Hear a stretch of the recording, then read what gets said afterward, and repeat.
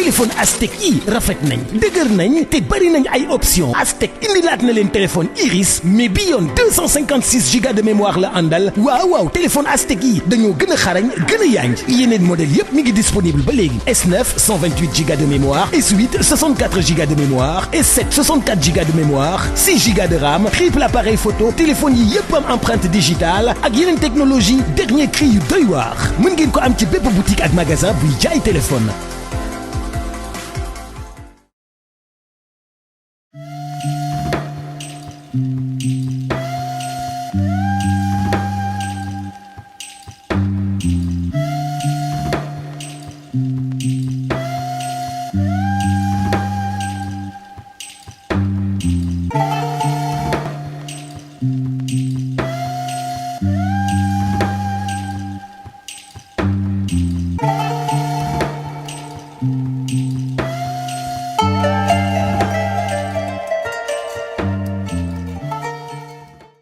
Tu regardes encore des podcasts vidéo avec des pubs?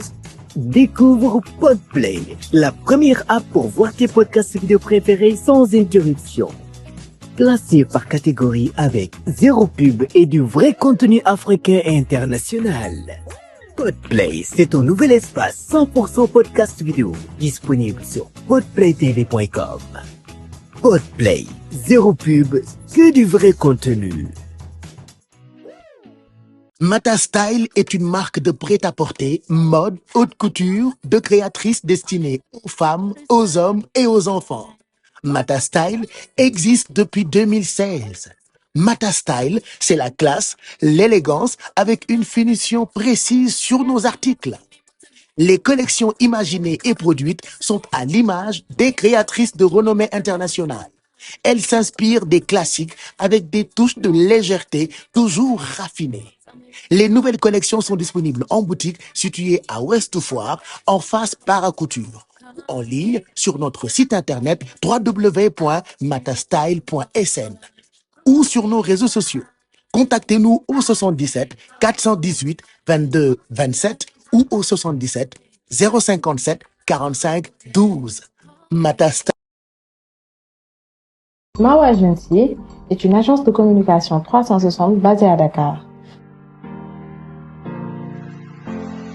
Depuis 2020, nous accompagnons les entreprises et les entrepreneurs dans la création et le développement de marques.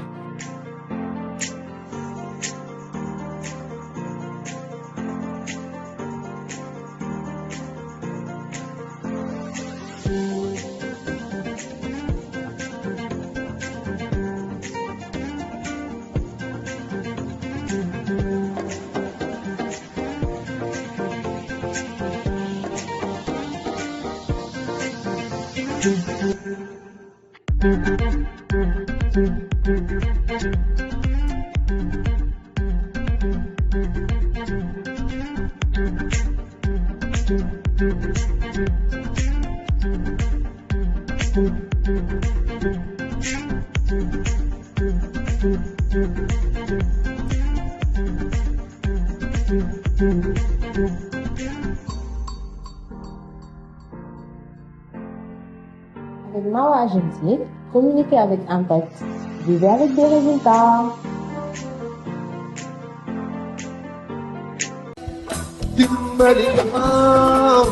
complexe Kër Wele ñëpp ko xam fii ci HLM Grand Yoff complexe Kër Wele lépp loo xam ni jigéen da koy soxla pour être belle si belle ou même très très très belle jigéen lépp lu mu soxla mën nga complexe Kër Wele lépp luy xeetu bijou yu rafet boo ñëwee fii nga xam ni moom moo di complexe Kër Wele fekk ko fa ay bijoux plaqués en or yoo xam ni dañu ko garanti ay bijoux yu raffiné ay bijoux yu rafet lool fépp ci àdduna bi la ñuy dem wuti ji ay bijoux yoo xam ni machallah xoolal ma lii nga xam ni moom moo di bijoux yi jóge Inde yi jóge Italie yi jóge Dubaï yi jóge Chine wala Thaïlande lépp ci qualité bijoux yi gën a raar te gën a raffiné moom ngay fay complexe Kër Wele loo soxla ci xeeñ neex xeetu neex yépp laa wax yi ci àdduna bi yépp ma nga daje Kër Wele ay sac de classe ay dàll de grande marque pour fête yépp cuuraay yi parfum brut original ay tissu sañse ay tissu brodé yoo xam ne ma nga bàyyee ko Dubaï te lépp original ay astuce de femme naturelle soo déggee astuce de femme nag xamal ni damay def cax dong laa wax nag bàyyi noonu astuce de femme lépp luy décoration intérieure di nga ko fekk Kër Wele nekk HLM Grand Yoff juste derrière hôpital américain bi wala boog ci wetu boulangerie Marimar woon Kër Wele ci 77 378 14 29 77 378 14 29 wala nga xool ñu ci TikTok wala Facebook wala Instagram complexe Kër Wele.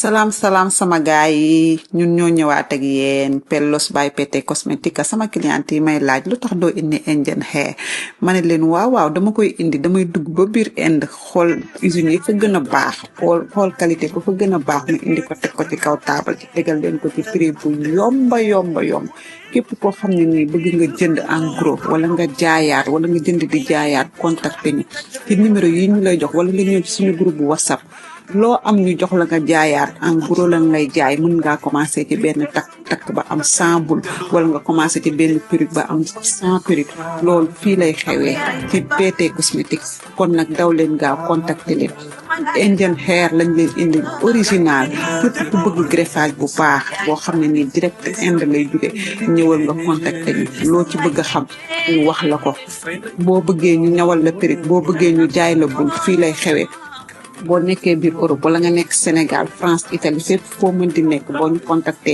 ñu indil la ko ba sa buntu kër nga door a fay sa prix nga xool ba mu doy la nga fay sa prix kon nag gars yi maa leen ko digo ñëw naa waxoon naa leen damay dugg biir Inde xool usine yi lijjanti ko luqati ko xool cheveux ba fa gën a baax ma indil leen ko tegal leen ko ci kaw table bi ci prix bu gën a yomb waaw kay sama gars yi kon nag daw leen gaaw fii lay xewee ci PT Cosmétique waaw kay waaw samp rek teg bandi affaire bi nappante la àdduna yàllaa ko moom kon nag sama gars yi contacter leen ñu képp koo xam ne nii bëgg nga commencer liggéey créer sa propre marque contacter ñu teg la ci yoon wax la ni ngay def ba nga mën a créer sa société commencer ci benn takk ba 100 takk commencer ci benn perruque ba 100 perruque kon nag bul xaar suba jugal nelaw yi samp rek àdduna yàllaa ko moom te yàlla nag ñëpp la fi nekkal kon nag ñoo ko fi am.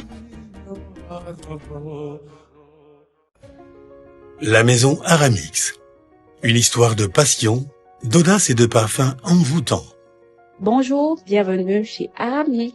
Laissez-moi vous raconter notre histoire, celle d'une femme inspirante et déterminée. Ndeye Aram, titulaire d'un master en management touristique, aurait pu suivre un chemin conventionnel.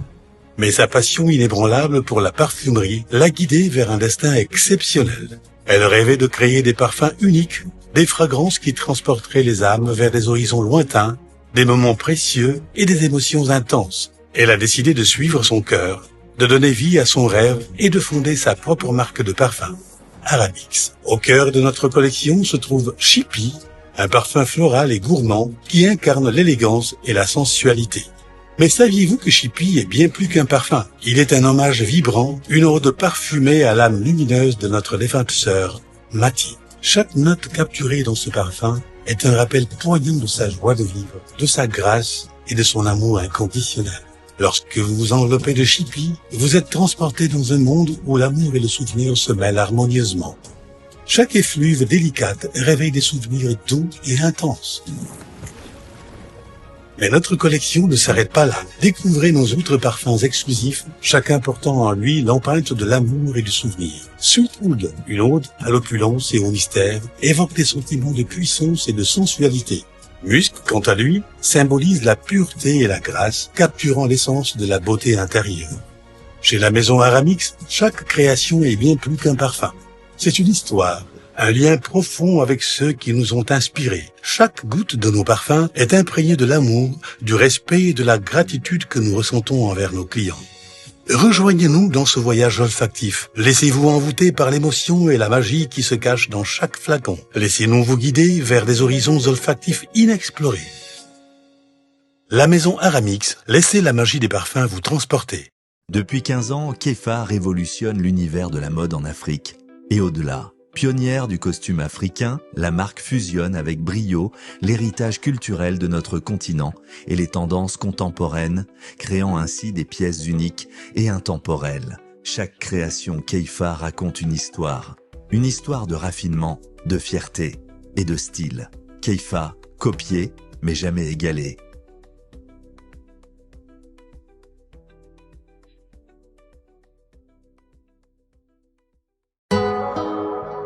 Bienvenue dans un monde où la qualité et le luxe définissent chaque coin de votre espace de vie.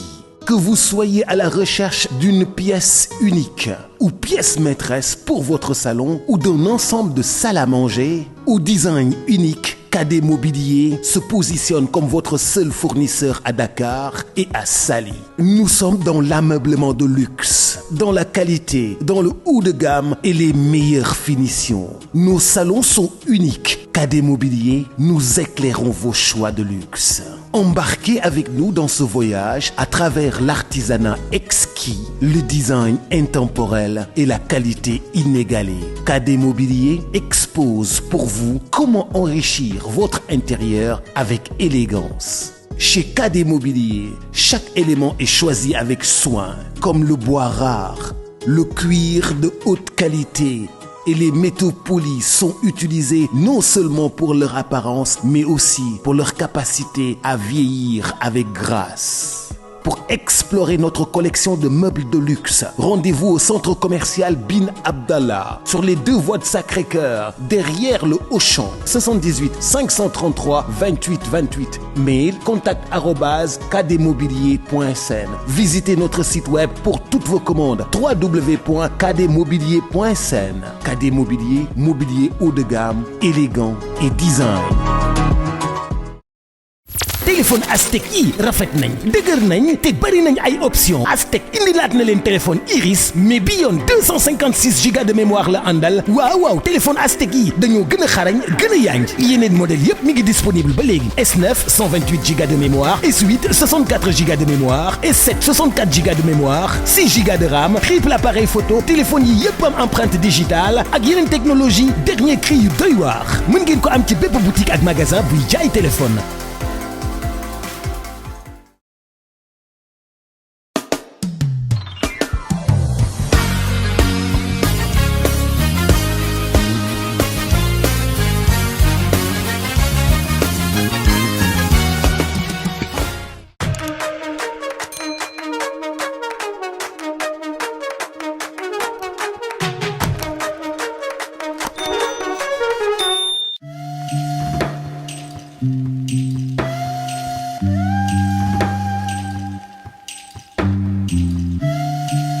Hello guys, loolu mooy nuyoo influenceur maa ngi leen di nuyu ça fait un bail je suis très content de vous retrouver comme ni ma ko daan defee chaque semaine ci sama ay plateformes c'est vrai que j'ai pris quand même 2, 3, 4 semaines 1 mois yoo xamante ni maa ngi nekkoon aussi ci yeneen i mbir yoo xamante ni c'est toujours pour gën a dëggal sama diggante ak yéen mais je suis tellement content ci amour ak dayo bi ngeen jox sama ay plateformes bokk na ci sama chaîne YouTube nga xam ne depuis un moment ku ne xam na ni mooy première chaîne YouTube fii ci Sénégal rawatina jotaay bi nga xamante ni chaque semaine da ngeen koy xaar muy face à Pape Cheikh Diallo sama room bi nag ñii dañ fiy jooy ñii dañ fiy ree waaye ku ree ma ree ku jooy ma jooy tey nag je suis tellement content ndax ki may recevoir rakk la ci man xarit la ci man mais sénégalais yi dañu ko bëgg à un point boo xamante ni depuis que mu tàmbali carrière am à chaque fois bu coowee coow li bëri bu coowul coow li bëri animatrice modèle créatrice de contenu actrice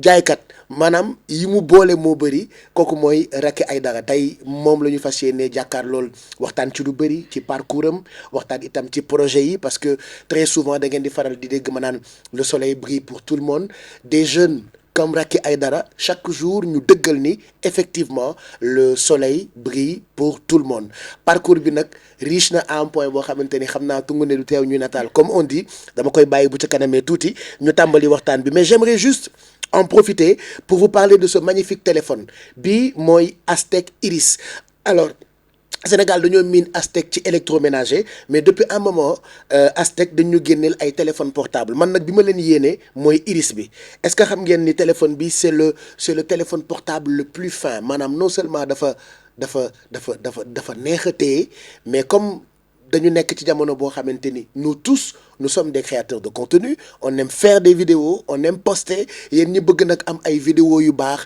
ay photos yu baax ku ci nekk bëgg nga wane sa yëf je vous conseille ngeen dem ci bërëb yi nga xamante ni ñu ngi fay jaayee ay téléphone Aztec ngeen laaj ci Iris bi c'est disponible c'est pratique d'ailleurs très prochainement j'organiserai un jeu concours boo xamante ni daf leen di permettre yéen ñi nga xamante ni yéen a bëgg Iris bu Aztec ngeen am ko donc y a pas que Iris bi am na yeneen gàmmu téléphone mais man bii laa taamu pour di leen ko won aller acheter du ngeen ko réccu du ay waxu publicité téléphone bi am njëriñ donc man bi ma ko mosee ak ndoxam ma yéene leen ko je me suis dit pourquoi pas ma won leen ko di parenthèse boo xam ne dama koy ibbi en attendant ñuy tàmbali waxtaan bi ak madame Gaye bonsoir madame Gaye.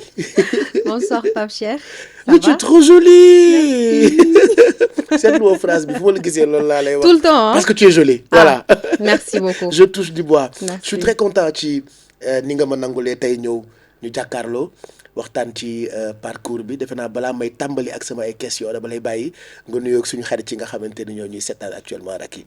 Alors nuyu naa la déjà di rafetlu invitation bi kontaan naa trop ci invitation bi franchement c'est un plaisir pour moi ma bokk ak yow plateau xam nga ñun yi da ngeen bokk ci suñu ay idoles et voilà quoi maa ngi nuyu képp ku ñuy seetaan di leen waxtaan dina neex dina gudd te dina yàgg te du ma ci doyal incha allah te dina am njëriñ surtout waaw surtout voilà bi ñuy préparer émission bi je me suis rendu compte que da nga jovial c'est-à-dire yow booy liggéey sax da ngay bëgg. Ah oui. C'est quoi ton secret? Man dama bëgg bonheur. En fait, j'aime le bonheur. Bëgguma lu négatif, je suis comme ça. Tu te prends pas la tête? Non, pas du tout. Pourquoi? Bëgguma sax ko koy def.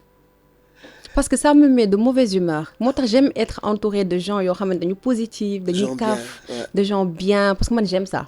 Daf may dundal. Est-ce que de loolu mooy sa thérapie parce que c'est pas évident d'être une femme, d'être jeune. Coow li topp la. Oui.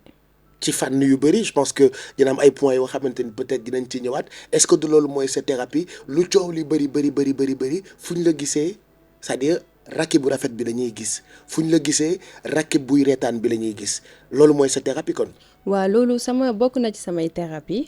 waaw parce que man comme je dis tout le temps nit ku nangu ndogal la dama gëm yàlla man dama gëm yàlla ba man ragaluma échec ragaluma défaite parce que su ñëwee dama koy jël comme expérience après loolu lay utiliser pour mën a avancer donc man même su dee damay jooy sax wala mam lu mën a xari xamal ni benn journée laay jël jooy li ma war a jooy ci at bi yëpp après j'avance.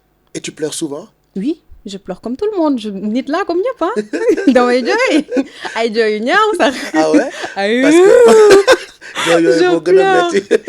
ñu dem Mali. Non, je pleure comme tout le monde mais franchement c'est mooy loo xam ne daf may jàppale parce que nit ku nekk balaa ngaa doon gaynde defe naa dafay am niveau booy jógee te lii tax nga am benn force bi il faut nga am jaar-jaar donc sama jaar-jaar moo bokk ci sama force parce que les gens ont tendance à dire surtout nit yi siiw yi comme yéen boo dee waxtaan ak ñoom dañ lay wax man dara safuma man duma jooy man duma lii fekk en réalité ku ci làqatu di nga jooy di nga am lu la naqari. Non man dara saf na ma parce que tey képp kuy dund buñ la waxalee dara mu neex la ça veut dire que dara mi ngi lay saf parce que ni ngay yégee mbégte boobu noonu ba di ci kontaan ba di ci sourire rek ça veut dire que dara mi ngi lay saf parce que fuñ la waxee dara mu neex la suñ la fa waxee lu la metti war na laa mën a metti wala mu laal la tuuti. Et puis à te voir parler j'ai l'impression que tu es une femme forte. Dañ ma koy wax nag sama entourage tout le temps dañ may naan wala comme sama su dara xewee sax ñu may waxal lu baax loolu la ñuy naan dañu naan man sama force boo leen jaaxal peut-être man mun naa bañ a gis lool comme ñoom ni ñu koy gisee mais man su ma wéetee je sais que dama am mental bu solide donc loolu tamit jàppale na ma. Où est-ce que tu as appris ça? De chez ta mère ci sa papa naka lañ la yaree lan fan nga jëlee force boobu? De sama grand-mère. Sama maam moo ma yar. Et vraiment c'est une femme mun naa ni très célèbre en Mauritanie parce que sama maam géwél la sama yaay géwél la donc ñoom bu xew yi amee dama naan ànd ak ñoom ba may nekk xale bu ñuy dem woyaani léegi sama bàjjen da daan mere sama maam bàyyi leen xale bi ngeen di yóbbu shérif la bu leen ko yóbbu ci xew yi bu leen ko jox xaalisu géwél sama bàjjen da doon xul ak sama maam ci loolu da ko daan taquiner genre mais je voyais ci sama maam une femme forte. kon bi ngeen nekk xale daan nga ànd ak sa maam muy woyaan oui ngeen di dem bien ci xew sûr yi. même ba léegi sax dam samay tata dañ may woo ñu nekk Mauritanie naan ma yow yaa ngi fàttaliku ba ngay ànd ak sa maam sol sa robe bu rëy boobu.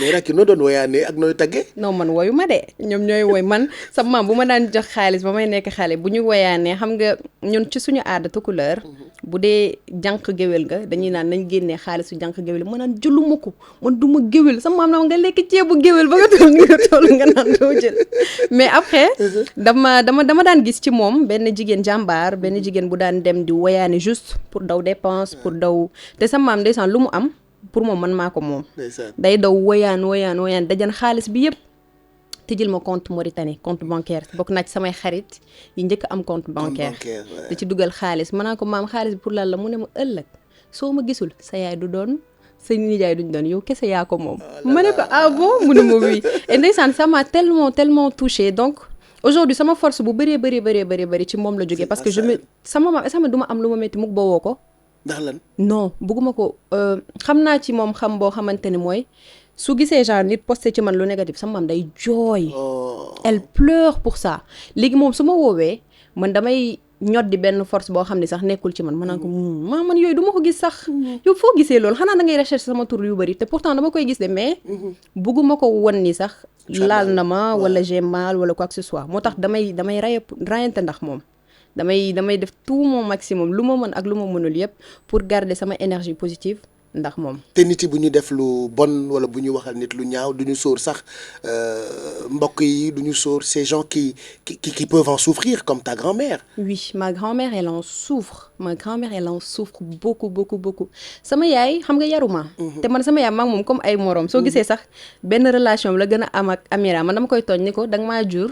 may ma sama maam man may naa la Amira keroog dafa toog 2 jours dégguma mu woo ma rek indil ma histoire mën naa dund sans yow mais mënuma dund sans Amira su ma la woowetee dee may jël ma ne ko yaay damay nekk tournage donc sama maam yooyu da koy affecté tout le temps dafa may naan li ma gën a rëcc sama àdduna mooy li tax nga dem Sénégal ma naan ko maam foo gis réussite rek di nga gis ñuy wax ça veut dire que maa ngi réussir maa ngi avancé moo tax affaire yi di am coow tout le temps mun a meer mammi la may wax mais mammi loolu dafa metti yow xale nga mu ne man su ma gisee ñuy wax ci sa âge man dama lay yërëm parce que yow xale nga yow démb nga judd ma ne ko c'est pas grave maam man antan naa ko rek garaawul ba moom sax léegi daf may naan man mosuma woon xam ni yow am nga force bi ouais parce que bi nga ciy dugg xam nga ni mook looloo ànd. oui en fait franchement parlant bi ma ciy dugg xaaruma woon loolu de. ah tu t'attendais pas à ça. ah déedéet non parce que sama entourage en Mauritanie gisuma ci ku ci nekk ci télé gisuma ci ku ci nekk ci yenn affaires yi et je m'attendais pas à ce que showbiz mel nii ci man pour man xale buy rêver la maa ngi gis benn Pape Cheikh à la télé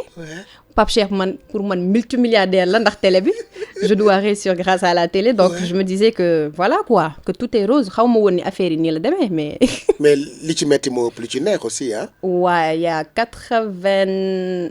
80% de coow 20% de bonheur quand même am na yu neex am na yu neex moom vraiment c'est vrai que des fois on a tendance à oublier yu neex yi moo tax quand je faisais ma tournée médiatique je disais dama doon wax nit ci ni li ma reetaan moo ëpp lu ma jooy j'ai plus rigolé que pleuré donc am na ay côté yu neex bien sûr mais pour ce côté pour delluwaat ci ginnaaw Mauritanie nga juddoo wala Sénégal nga juddoo Mauritanie laa juddoo fa nga juddoo ba ni nga màggee fa laa juddoo ba am 17 ans foo juddee Tabarazène wala 5e. non maa ngi juddoo Ilodé. D'accord Ilodé laa juddoo Nouakchott la nekk soriwul ak 5e et tout ça côté capitale bi Ilodé laa juddoo en 2017 laa ñëw Sénégal juin 2017 je me rappelle très bien c'était le 15 juin. mais yow yàggoo fi.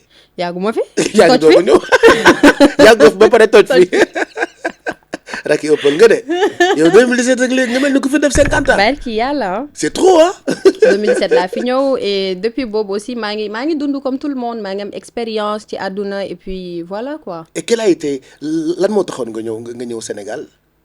alors man sama maam comme je disais moom moo ma yar. elle prenait de l'âge et man sama li ma gën a ragal sama àdduna mooy yéex a tekki. te sama maam du ko fekkee te sama maam moom mi ngi jël âge. donc après un moment ma ne ko maam boo commencé di ñëw vacances avant ça je venais en vacances ici. ma ne ko dama bëgg a dem Sénégal dama bëgg a continuer foofu liggéey et tout ça à 17 ans. ma ne ko dama bëgg liggéey et tout ça mu ne ma da nga bëgg liggéey noonu sama yaay bañ nag. boobu sa yaay moom mu ngi woon Mauritanie aussi. waaw parce que sama yaay ak sama maam benn moment seen kër yi ñoo taxaloo woon. donc sama yaay bañ moom elle était pas d'accord pour ma ñëw et voilà sama maam bi mu wax ak sama papa ni non bàyyi leen ko mu xool li mu bëgg a def mu def ko. après mu ne ma amul problème ma ñëw dëkk sama kër tata laa njëkkee nekk fa lu yàgg sax parcelle. après c'est la wut studio commencé di taaba. di demal sama bopp parce que à un moment aussi soo nekkee ci sa yoon. munoo boo nekkee ci këru famille da ngay nekk benn charge de plus. ci seen kaw donc c'est obligé nga demal sa bopp. te pour man demal bopp bi y avait beaucoup de promesses comme liggéey dinaa la wutal liggéey boo ñëwee dinaa la jàppale nga dem fii et. J'ai rien vu. nga ñëw Fouras. C'est comme quand tu les appelles maa ngi ñëw waaw boo ñëwee ñëwal sama kër mais boo yeggee après aéroport nga leen di gëj a dégg. Non je te jure hein. Et alhamdoulilah tu sais pourquoi. Parce que aujourd'hui dama gis ni nit ñi bu ñu la jàppalee boo demee ba doon. dañuy taxaw naan ginnaaw yàlla man la. dañuy diiranteeg yow mbagg wala di fëgg seen dënd man maa ko defar. man amul kenn ku ci mën taxaw naa ma man maa la defar. Bravo, j'adore ça. Non parce que je me suis battue toute seule avec des amis. parce que tey yàlla boole na ma ak ay xarit au Sénégal yàlla boole na ma ak ay nit yu baax vraiment comme je dis à ma grand-mère tout le temps ma ne ko au Sénégal dama fi am famille. sama maam suñu xuloo nag parfois dañuy xuloo. ma ne ko amootoo ci man xoolal mënatoo ci man dara. ni nga nekkee sama famille noonu laa fi amee famille. mu ne ma TFM laay dem defi émission. période boobu loolu la ma doon menacé damay dem journal TFM wane sa photo ñu indiwaat la. ndeysaan xam naa buy seetaan li sax ay ree dina ko jàpp. ça se voit qu'elle te manque aussi sa maam. non sa maam moom laa tuddee sama doom. moom laa tuddee sama doom parce que man sama rêve bi gënoon mag ci àdduna am nay guddi sax dama daan wéet di jooy parce que sa maam su daan feebar man pour man c'est fini. dama naa wax yàlla balaa sama maam di dem may ma am doom bu jigéen tuddee ko. billaahi ba bi may yégee ni sax maa ngi en état dama doon ñaan yàlla mu doon doom bu jigéen. moo tax dafa mel ni dama accomplir tey sama vie bu doon benn échelle boo xamante dama ko war a remplir mën naa ni remplir naa 8 yi. sur 10 remplir naa parce que je tenais vraiment à ça. pour que mu gis sama doom ma tuddee ko vraiment ma grand-mère c'est ma vie hein. Et comment elle a accueilli sëtaatam bi turandoowam bi. bonheur vraiment kontaan pour man yéene ma jàmm ji ma nekk aussi parce que sama maam xam na ni Dakar dafa metti xam na ko ba pare moom depuis bi ma sëy xelam dafa dal sama maam dafa bëgg ma am borom kër dafa bëgg ma nekk ci sëy moo tax tout le temps damay naan man sama sëy bi faaw il faut que ma dee ci parce que sama maam dafa ma sëyloo te dafa may wax tout le temps rek yi ma dund ma dee boo bëggee ma tàlli dooru muñal ko loo mën chaque jour sama maam dafa bëgg sama jëkkër ba man daf ma jaaxal moom nee na jikkoom daf ko doy daf ko yéene daal man ma nekk ak moom loolu rek mooy dalal xelam. ça se voit que moom nga gën a jege c'est-à-dire yi ngay wax nii d'habitude nit ñi bu ñu ko dee wax ci seen yaay lañ koy wax quoi. non man sama yaay sa maam moom vraiment yaa ngi may seetaan yow xam nga ni xadi nga jël teg ko sama kaw xamoon nga ni su ma demee émission du ma la wax. dinaa la jaay. sama yaay moom sama rakk bu jigéen mooy xaritam xadi ki topp ci man nag bi ma amee bi ma nekkee tout temps quand depuis 2 ans la sama yaay may sa maam. depuis nga am 2 ans yow yaa nekk taw. sama yaay may taw bu jigéen am naa grand frère. am naa grand frère mais sama yaay moom dafa ma jég saa mooy sama maam moom gëmeewu ma woon depuis ma juddoo xam nga nekk benn métis bu ndaw ak karaw bu bëri ndeysaan mu bëgg ma torop damay am na ay géeram yoo xamante ne nii soo duggee seen kër am na samay photo bi may nekk bébé parce que maam dafa ma daan yóbbu man ku ma daan gis dafa ma daan bëgg xale bi dafa rafet xale bi may ma ko léegi dañ ma daan photo nag def ko seen cadre seen kër yi ndeysaan tata Hindou Gueye maa ngi koy nuyu bu baax a baax moom ba tey sama photo bi may nekk bébé mi ngi ci saala. mais kon yàgg nga nekk modèle. ah oui je suis née pour ça. tu es née pour ça tu es née pour briller. baal leen ma.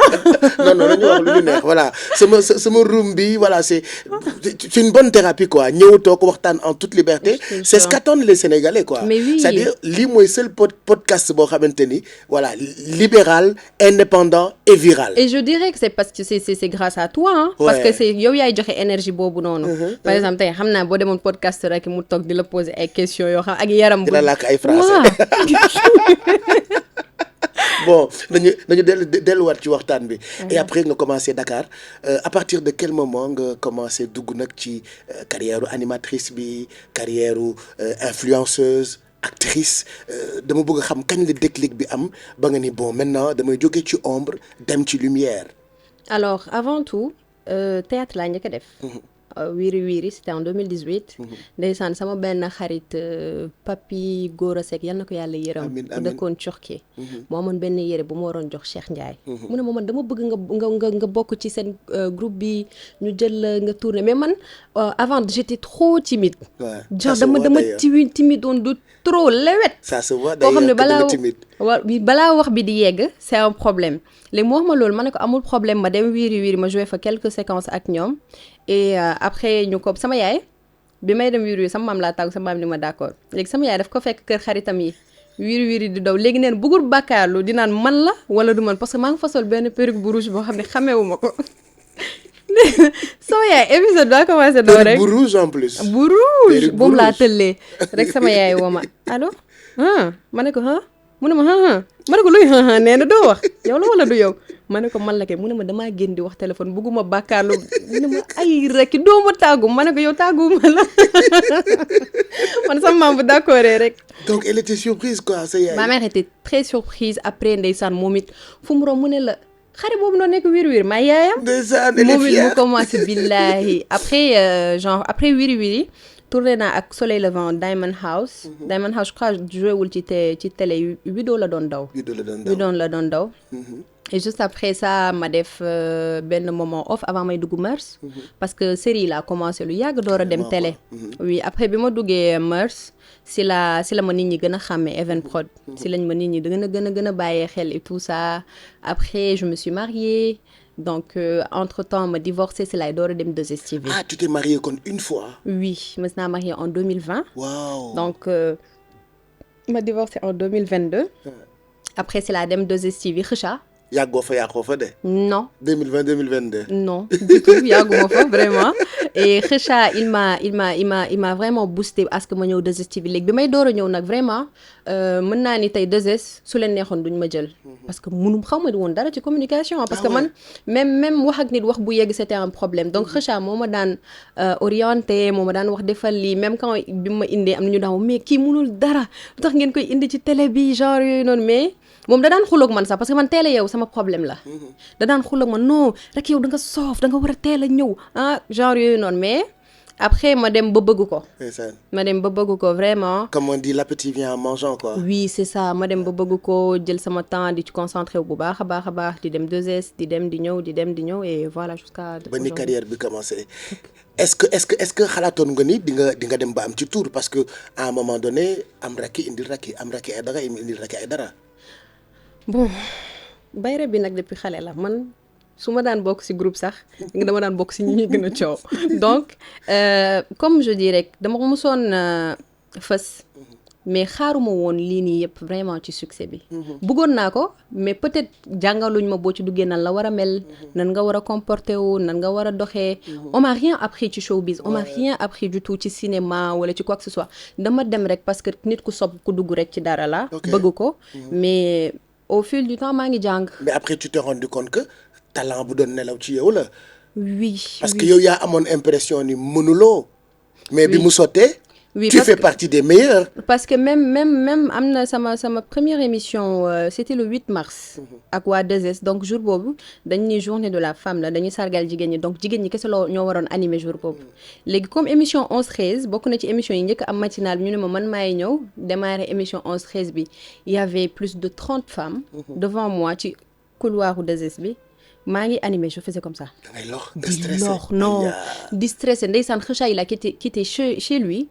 pour venir di jàkkaarloo mu naan ma nii derrière caméra yi mu naan ma non fais pas ça après benn moment mu naan billaahi mu naan non Kheucha c'est quelqu'un boo xamante ne nii man dama koy wax sax chaque jour ma ne ko yow dinaa jot ak nit bàyyante mu mais yow boo ma tooñee police laa la yow ba pare ñu àndaat yow moom man ak yow c'est à vie loolu laa ko tout le temps muy reetaan dama daan lox parce que mënuma wax ci biir nit ñi léegi madame Ndiaye mu ne Khadija Patra demal nga jàppale ko Khadija Patra mu ñëw rejoindre ma ci plateau bi ndeysaan moo ma daan wax fecc sax mënuma xaw ma nu ñuy feccee may sànni loxo fii sànni tànk fii di fecc lu kenn xamul léegi émission yi bu jàllee dañ koy dugal sur YouTube émission bi jàll alhamdulilah dugul YouTube léegi ma dem xëcc naan mais émission bi dafa war a dugg YouTube ma ne ko bu mu dugg de dimbali ma rek émission bi moom na ngeen bàyyi mu sedd rek dir yàlla ak yonent bi ba tey émission bi dugg YouTube billaay heureusement. Parce que tu trouvais peut-être que c'était dans ta tête. waaw mais comme parce que léegi nii ku la xool ngay def émission day am impression ni loo jàng la talent baa ngi fi moo tax ma ni lu doon nelaw ci yow la. waaw peut-être lu doon nelaw ci man la mais jànguma ko jànguma ko vraiment def naa trop de bêtises. c'est venu comme ça après nga jóge ci ombre dem ci lumière commencé siiw commencé am tour quel a été yi njëkk a ñëw nga am ci choc et tu te dis waaw kon ndekete lii mooy siiw. bon man nag vraiment ba avant may marié wu aw ma woon bad buzz aw ma woon coow aw ma woon dara man mën naa ni sax samay bad buzz yu bari ci mariage la ma fekk. donc je sais pas. tu sais pas. je sais pas xaw ma lu tax daal vraiment parce que man dama mës a nekk xale bu bëgg teel a am jëkkër. man dama daan wax tout le temps j'aurais aimé vraiment sëy ci bi may am ay 17 18 ans parce que dama mës a bëgg teel a am doom. su ma gisee ay nit yuy ànd ak seen doom yi damay yàqamti sax sama doom màgg. donc comme ça ma def ko xarit ñuy ànd et tout ça. mais sama bad buzz bi njëkk daf ma bouleversé. mu bouleversé trop non je veux même pas en parler. Non, vraiment tu me donnes man mag laa damay naax damay fàtte j'ai juste envie que nit yi xam ni yi ñuy wax yëpp on en parle en toute liberté parce que yu passé la et puis Racky da nga am impact. Bien y a sûr. beaucoup de femmes yoo xamante ni dañuy identifier wu ci yow donc baax na ñu xool xam dégg yenn yi noo ko gérer. ça peut les aider. en fait xam nga vu que c'est du passé. man sama vision yëpp tout le temps c'est le futur. man j'aime pas parler du passé donc tey bàyyil ma capter souvenirs yu nice yi. ñu wax ci et voilà donc bi may njëkk a dal nag ça m'a fait mal ça m'a fait trop mal j'avais envie de me justifier j'avais envie de sortir wax dëgg bi mais dañ ma tënkoon non bul wax bul def lii peut-être y avait des raisons yoo xamante ne peut-être tey su ma si commencé woon étaler wala di ci wax dina créer waat ay polémique dina indiwaat ay coow et aujourd'hui ñun ñëpp jàll nañ ci leneen donc damay ñaan ku nekk ci li nga nekk suñu borom defal la li gën ci yow et puis on se donne rendez-vous inchallah yawmal khiyam. foofu mooy rendez-vous bi de mais pourquoi ça t'a bouleversé. parce que c'était faux bad buzz bu njëkk bi. parce que c'était faux. c'était amul archi dara lu faux ci nekk dëgg. non c'était archi faux c'était vraiment archi faux et comme je dis man je suis une personne très calme man dama am force bu tranquille donc su ma déggee sax ay wax di am et tout ça man même nii actuellement su may am sax ay coow xamal ni journée boobu je me déconnecte. maa ngi ne seetaan Netflix maa ngi ranger sama armoire sama kër sax su ma namoon période boobu dina ma gis parce que dinaa nekk def ay activités yoo xamante ne ni mooy charger sama bopp ba parce que je me dis que bad buzz au Sénégal ça fait 2-3 jours après c'est fini donc parce que nit ñi ils ont beaucoup de choses à faire que di toog ci benn nit di ci wax donc man tout le temps damay wut occupation concentré wu ci et puis je passe à autre chose. mais lan moo tax toujours coow yi dafay tomber ak ngay sëy ci période du sëy ak yooyu noonu. je sais pas j'ai 1000 questions. J'ai 10 000 questions, j'ai 100 000 questions pour savoir c'est pourquoi. C'est pas clair en fait. dans ta tête quoi. C'est pas clair dans ma tête parce que je suis une femme comme ñëpp. am naa droit ñu takk ma am naa droit ñu dugal ma ci kër toppatoo ma comme ni ñu toppatoo jigéen bu nekk. donc je ne vois pas le mal. Et depuis que tu t'es remariée, c'est vrai que tout le temps Racky lii Racky là je sais pas c'est une partie de ta vie boo xamante ni ça intéresse tellement les Sénégalais loolu comment tu vis ça naka ngay dundee ce statut Madame Gaye. sama statut Madame Gaye ne dafa neex dafa neex parce que je vis l'amour matin midi soir et que ki ma nekkal daf ma jàmmal daf ma may jàmm vraiment dafay bu gisee sax bu séenee sax luy ñëw lu ma nar a fa xastal moom daf fay jiitu taxaw fa moom bëggul lu ma metti daf may épauler daf may jàppale ci lu bëree bëri genre sama maam sax benn jour dama ko woo ma ne ko maam mu ni ma waa ma ne ko xaw ma chaque jour da ngay wax benn wax daf may metti nga naan bu ma deewee ma ne ko waaye boo deewee tàllil de ndax yàlla boole na maa ku bëri yërmande ku xam sama valeur et puis ku ma respecté torop daf ma bëgg respecté ma ba nga foog daf ma ragal barki yàlla parfois damay dégg ne yow moom diw daf la ragal du ragal de mbëggeel bi la en fait ak yërmande bi vraiment sama statut moom damay ñaan rek yàlla lafal ma ci cat loolu rek laay ñaan yàlla. mais comment vous êtes connus? non bon xam naa dafa doon dox benn jour ci réseaux sociaux yi rek gis benn xale buy dox. benn xale bu xees.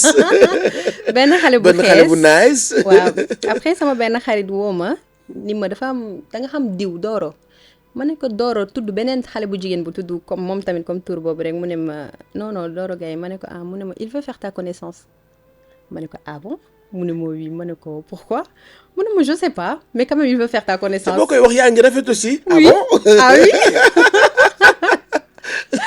Après ma ne ko d'accord y a pas de souci il lui a donné mon numéro il m'a jamais appelé ba sama jour anniversaire si la may Doro woo allo happy birthday ma ne ko allo c'est qui monsieur Gaye Doro sama xol bi di def ay papillons. ma ne ko ah ça va vous allez bien mu ne ma oui on m'a dit qu'aujourd'hui c'est ton anniversaire maa ngi lay yónnee cadeau xam nga cadeau Doro.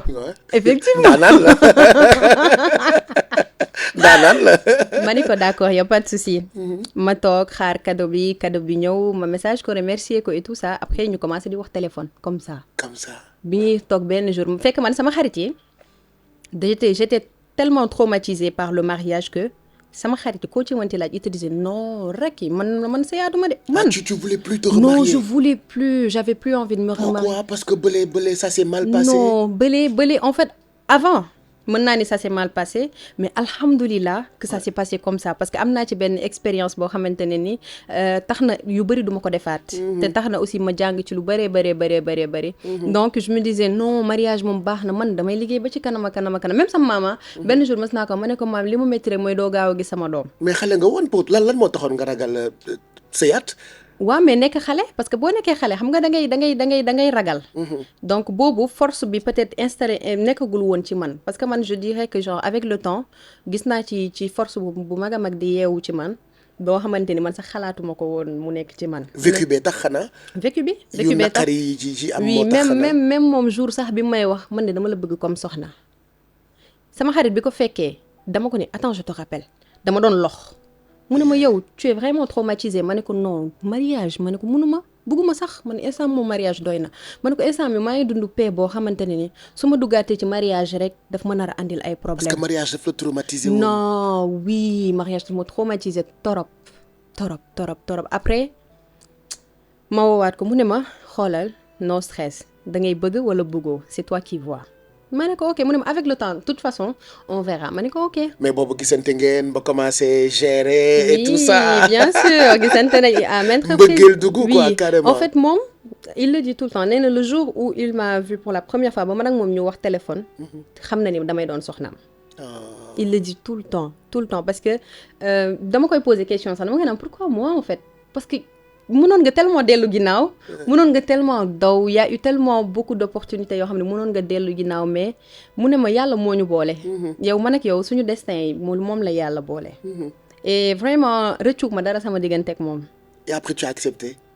et après sama maam dafa ñëw Dakar ma ne ko sama maam ñëw na mu ne ma damay ñëw seet si sa maam ma ne ko ok mu ñëw seet si sama maam gis ko sama maam ni ko ah yow de kilifa nga vraiment te Racky wax na ma lu baax ci yow wax na ma sax li nga ko waxoon pour mariage bi ak yooyu mu ne ko wii sama maam ni ko de man mën naa la ñaan dara.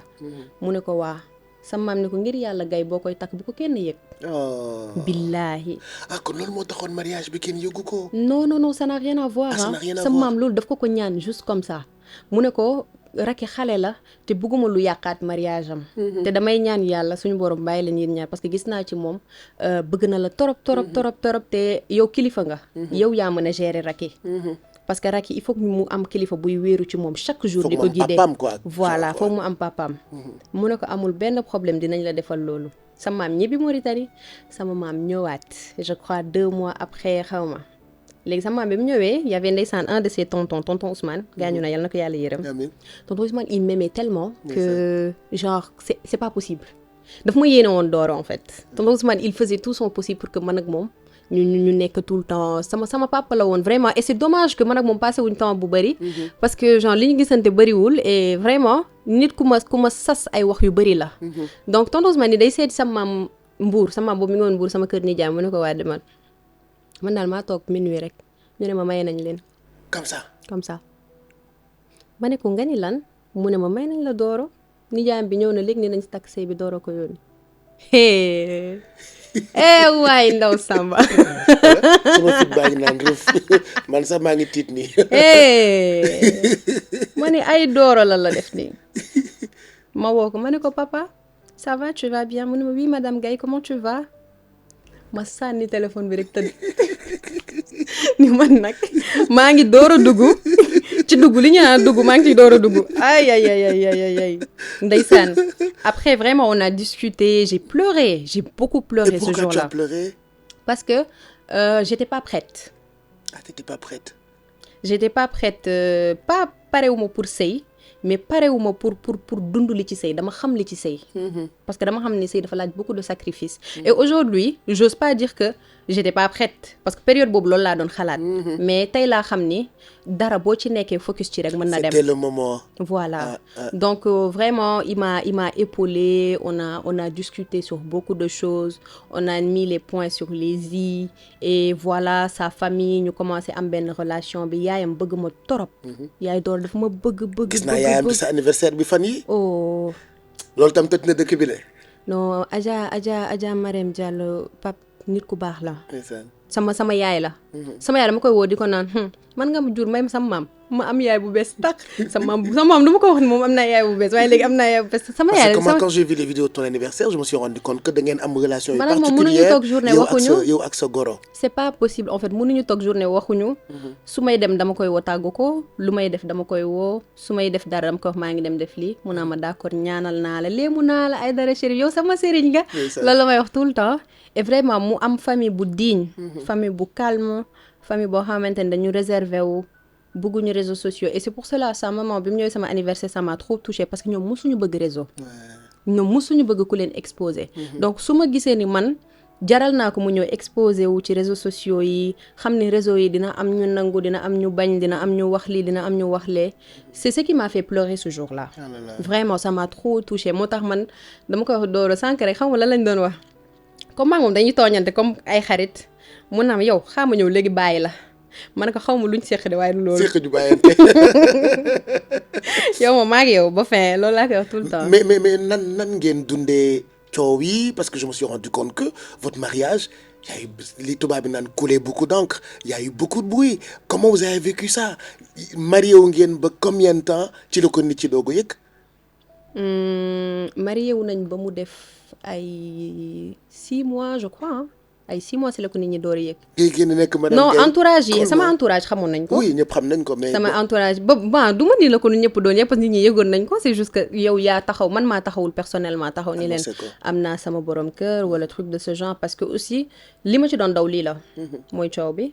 mais aujourd'hui par la grâce de Dieu comme je le dis tout le temps aw ma borom kër papa laa am. donc moom. force bi nekk ci man moo nekk ci moom et moom il me dit tout le temps Racky ce qui compte mooy man bëgg naa la ba pare ak lu mënti xew xamal ni bëgg naa la te su dee man dinaa taxaw un jour war la kon ma xam ne man du ay gor ñoo ma jur tout le temps il le dit tout le temps donc dama mës a am xel bu dal vraiment. Et comment tu gères ça? bien naka nga koy gérer coow yi surtout man j'ai envie de savoir. bon coow yi man du ma ni dama dem ba miis coow mais coow yu bari ay ree la may def parce que aujourd'hui am na coow yoo xamante ni man dama koy gis comme provocation mooy génnal nga wax te man su ma bëggul wax du ma wax man noonu la ma yàlla bindee man su ma bëggul wax mën nga ma sosal façon sos bu nekk mais jamais je vais sortir pour en parler parce que piège laa koy jàppee te man du ma ngaaka aussi dofuma waaw dëgg la dafoo jënd non dofuma nga xale naan boy town ah non dofuma donc voilà quoi en tout cas je le vis bien. Est-ce facile parce que sa jëkkër nekkul Sénégal yow yaa ngi fii nii comment vous faites-vous pour gérer cette relation là. sama jëkkër de xanaa mu war a nelaw ma war a nelaw wala may def émission moo tax ñu coupé parfois même damay teg téléphone bi muy seetaan man ak moom on est tout le temps au téléphone. tout le temps vraiment mais nit la boo xamante ne li mu dem du ma nii sentiruma absence am parce que ku ci nekk ñaan nga yàlla sa jëkkër nekk ci sa wet bi dama koy ñaanal yàlla teggil ko nattu bi ñun ñëpp ñu nekk en famille xam nga Amira mu xëy tooñ ko yee ko et tout ça et vraiment man comme je lui dis tout le temps maa ngi doon dund sama dund jaar naa ci mariage bu métti et pourtant même yàlla suñu borom boobu noonu moo ma seetaan ba ma duggaat ci beneen mariage donc lu ma fa teg dama koy nangu te dama gëm yàlla quoi man dama gëm yàlla et puis comme je lui dis tout le temps man ak yow sama relation ak yow du xaalis du yenn yu bëri yow man ak yow mbëggeel la donc tey ak noo mënti mel man bëgg naa man dama koy tooñ sax naa ko yow boo nekkee criminel sax sama criminel nga ñëw donc man bëgg naa ko ba pare daal sama yoon nekkul ci leneen parce que d'habitude y a tellement de clichés ci nit yu siiw yi dañuy foog ni jigéen yu siiw yi duñu ay sëykat jigéen yu siiw yi duñu ay muñkat jigéen yu siiw yi ay nitu intérêt lañu jigéen yu siiw yi bu mettee dañuy daw mais on se rend compte de plus en plus que jigéen yu siiw yi dañu mën a sëy et la preuve d'habitude seeni sëy dina bëri coow bu doon ku siiwul mën naa daw mais yéen da ngeen di taxaw tout le temps. waaw une relation papa c'est may naan papa sax gis nga dama tàmm wax ak moom c'est un lapsus. en fait une relation c'est pas question kii dafa siiw wala siiwul tout dépend de sa partenaire. xam nga fii ku ci nekk boo duggee ci sëy ñaan nga yàlla booleel ak jëkkër ju la attan jëkkër ju la mën a jàppale jëkkër ju la mën a soutenir jëkkër ju la mën a jox attention ak amour donc tey jigéen yu bëri vraiment pour man du ñu dugg ci sëy pour tas parce que jigéen boo xasee bay dugg ci sëy ñaan nga yàlla sëy fa parce que bëgg nga espoir nga ciy duggee ba pare sëy chance la rek sëy vraiment chance la parfois di nga sëy ak nit nga foog ni kooku mooy doon sa jëkkër ba ilaa yomi din fekk yàlla réservé na la li ko gën fuuf mu nekk à côté te man c'est comme ça que je vois les choses aujourd'hui moom bu amoon benn comportement bi du ma nekk ak moom te du ma sax lijjanti li nit ñi di naan moom de sëy na fi 2 mois wala sëy na fi 3 mois non man li ma ñor mooy man li may yëg mu nekk lu sincère ci man ma nekk ak yow du ma dund pour les caméras may des ak yow di def semblant je vais pas le faire parce que benn yoon laay dund te ñi jot a dem kenn waxuñu fële ni mu mel donc aujourd'hui damay defar sama vie damay dund lu neex damay dund bonheur su ma mënul dund bonheur damay wutaat bonheur man bonheur voilà man y a que ça sinon yu bëri man sonaluma vraiment. ban genre jabar nga. xaaral ma wax rek dëgg bi du ma fi nekk di def semblant. waaw bul def yëfu télé. dama bëri rab biir da nga bëri rab. man dama bëri rab de non je te jure man damay dikkale genre. mais j'adore ça. dama loolu. j'adore ta sincérité. non man damay dikkale j'adore ça. damay dikkale damay xëy. benn genre matinal nii fekk guddi gi maa ngi wax bay xàkkataay xëy na la ça va tu vas bien mu naan ma rab yi tey ñëw nañ bàyyi ma rappeler fii ak 30 minutes ma ne ko pourquoi nga may wax dama am rab bul ma wax dama am rab Doro bu ma ko wax mu ne ma Doro ok aujourd'hui amul papa donc nit la boo xamante ne daf ma maîtriser su ma wooyee téléphone su xoolee sama kanam xam na li may ressentir daf may waxoon naa ma tu es tellement belle non Racky ta beauté me dépasse non je te jure c'est une personne boo xam ne daf ma maîtriser man ku mën a gérer man samay rab ma yeewu rek dikkale non dama énervé wala yàlla bu ma bëgg a sol dara war a dem émission loolu baaxatul loolu mën naa ci annuler émission. parce que loolu nga prévoir dans ta tête. parce que man je suis comme ça. artiste nga. man li may njëkk a dajal le matin sama journée noonu lay mel. par exemple aujourd'hui su ma dajak nit ku yor benn mauvaise humeur le matin sache que ma journée sera très nulle. parce que da nga ma koy transmettre man noonu laa mel. donc moom. vraiment jàmbaar la de sëykat la de sëykat bu mag la xam naa ne dinaa ko mës a décorer moom dinaa mës a def benn dîner de gala boo xam ne dama koy décorer vraiment sargal Doro parce que Doro muñ kat la de et vraiment aussi moom j'ai envie d'applaudir c'est dommage que awma public man ak yow rek ñoo fi nekk mais bon applaudissez chez vous yéen ñiy seetaan ak seen téléphone portable teg leen téléphone portable yi tuuti loxo ci Doro Gaye ak Racky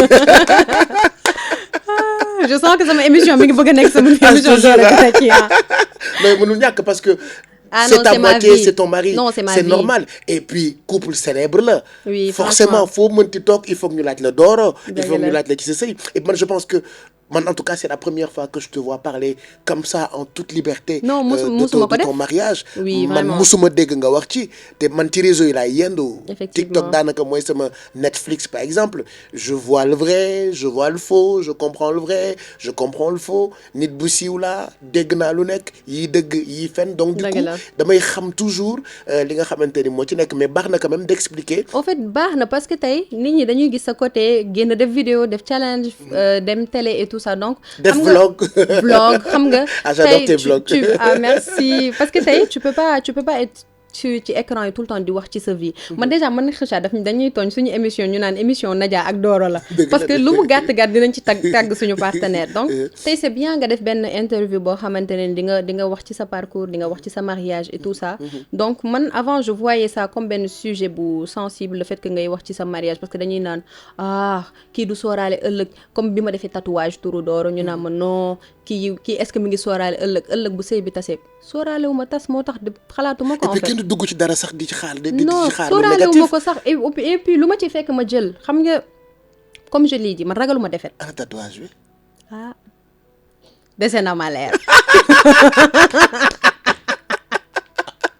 xam nga dama dégg ñu ne Fou tatoué na Mame Ndiaye Savon waaw yow tam dégg naa tatoué nga tatoué naa de tatouage bi tatouage bi daal mu ngi fa mu war a nekk mais nañu wane suñu tatouage man tatoué naa man tamit de sama maam bi ma njëkkee tatoué turu Doro daf ma woon naa ma xool bi nga defoon sama tur ma def ko parce que moom laa defoon maam Cardo maa bi sa maam nga def fii waaw moom laa def fii c'est magnifique mu ne ma dafa am benn wax boo ma mosoon wax nga ni ma man rek ngay mës a tatoué ma ne ko waaw parce que mbëggee la ma dab donc comme mbëggeel dab na ma léegi may ma 50 rek ma jox ko Doro ngir yàlla rek maam bul ko def débat et puis tu parles tellement bien wolof mbëggee la ma dab bëggee la ma dab mais c'est vrai est-ce que bi may door a ñëw ay boo déggoon sama wolof dootoo dellu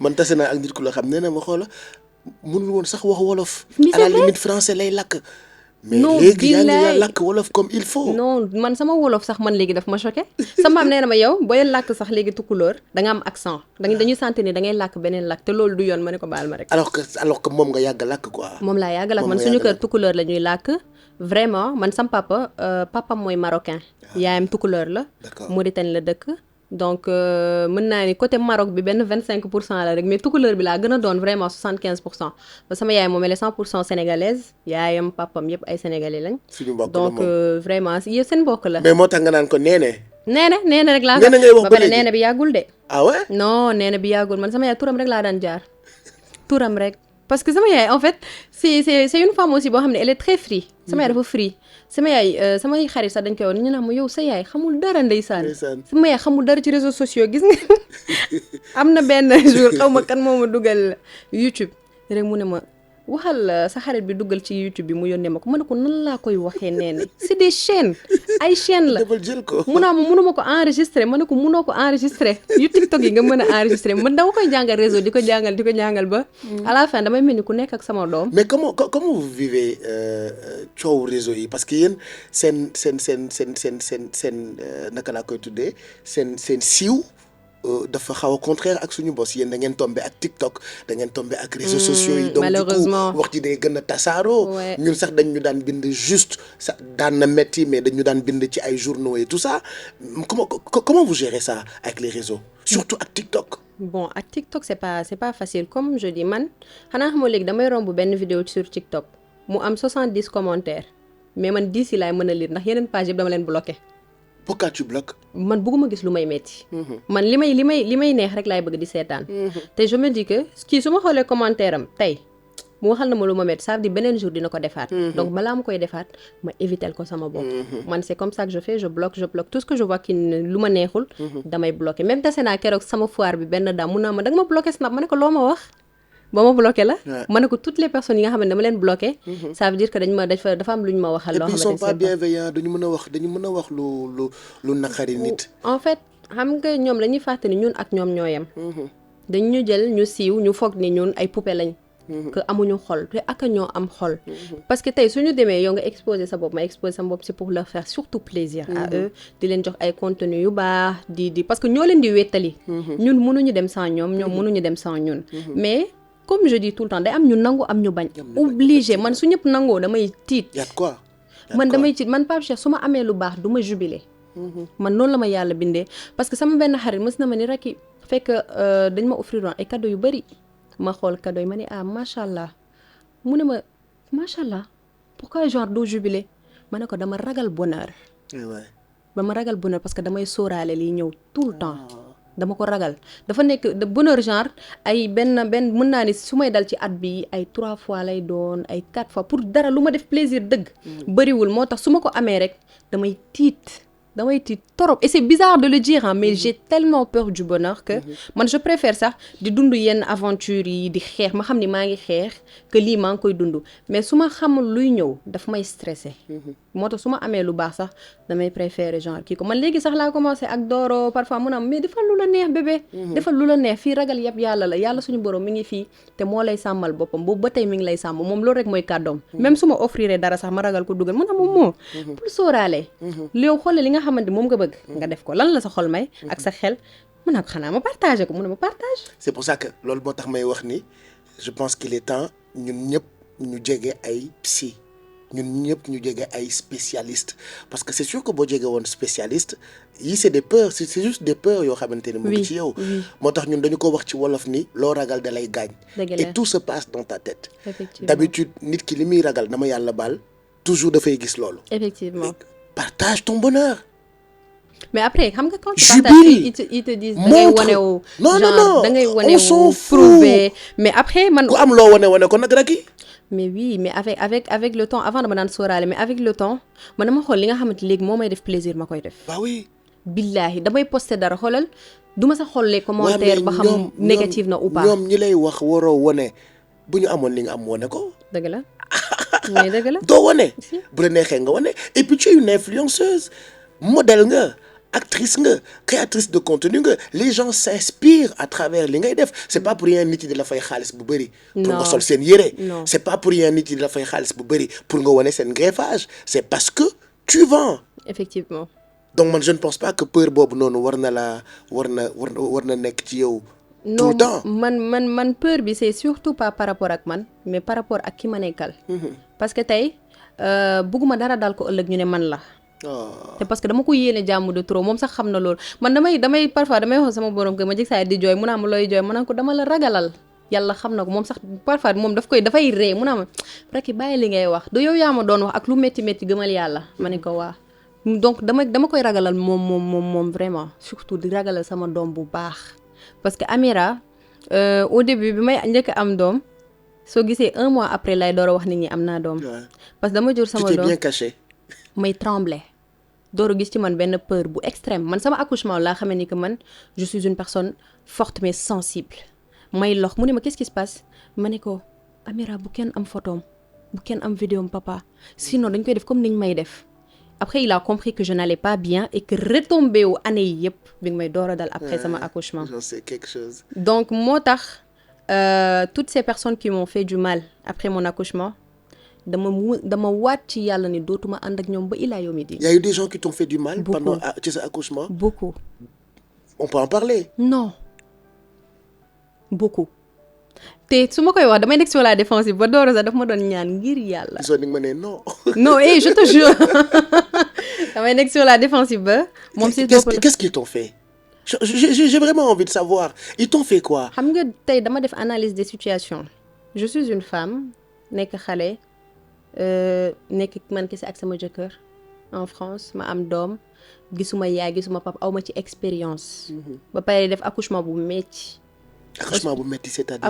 accouchement bu metti dama hospitalisé après ça pendant 15 jours à l'hôpital. après accouchement bi. oui génnuma aw ma expérience ci doom moo tax bi ma accouché bi ma génnee juste j'ai fait 2 semaines après mu ni ma il faut nga am ku la jàppale man ko il faut que ma ñibbi. il faut que je rentre il faut que ma dem Sénégal parce que foofu on me situe à la famille sama yaay dina ñëw dinañ ma mën a jàppale ak yoon moo tax ma ñëw et période boobu dama soxla woon vraiment des gens yoo xamante ni j'ai vraiment été là pour eux. On t'a fait quoi période boobu. Période boobu j'ai eu des gens qui m'ont contacté pour me raconter ma vie privée boo xamante c'était vraiment intime moo tax bëgguma si sax xuus wallahi al azim man xam nga man dama yor benn jikko Pape Cheikh boo ma tooñee damay julli 2 rakk. man tout le temps damay kalaame nit ñi yàlla man xam naa yàlla moom dina ni kii il faut que ma fajal ko parce que kii daf may kalaame tout le temps man noonu la ma yàlla bindee. mais qu'est-ce qu'ils t'ont parce que moi je suis une personne ils t'ont appelé pour te faire mal comme ça pour te dire ça. non en fait c'est des trahisons yoo xamante ne nii sama jóge sax daf ma yërëm après sama postpartum parce que nee na c'est pas possible en fait de recevoir tant de déception ci benn période c'est pas possible. te période la boo xam ne te période la boo xamante ne ni tu es tellement sensible. su ma gisee nit ku nekk postpartum sax jamono ji man dama lay chérir dama lay woo dama lay message dama lay jeter des fleurs parce que dama xam ni moment boobu tu en as besoin en fait. da nga ko soxla et toi tu l'as mal vécu.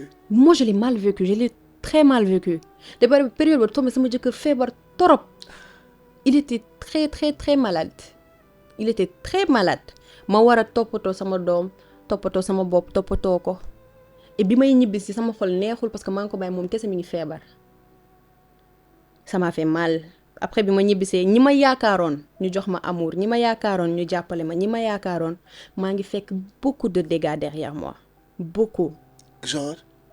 ay wax ay détails ay trahison yu bëree bëri te man je suis une personne tey mën naa ànd ak yow ma xam li nga ma def lu bëri ma dëgg ci sama tànk.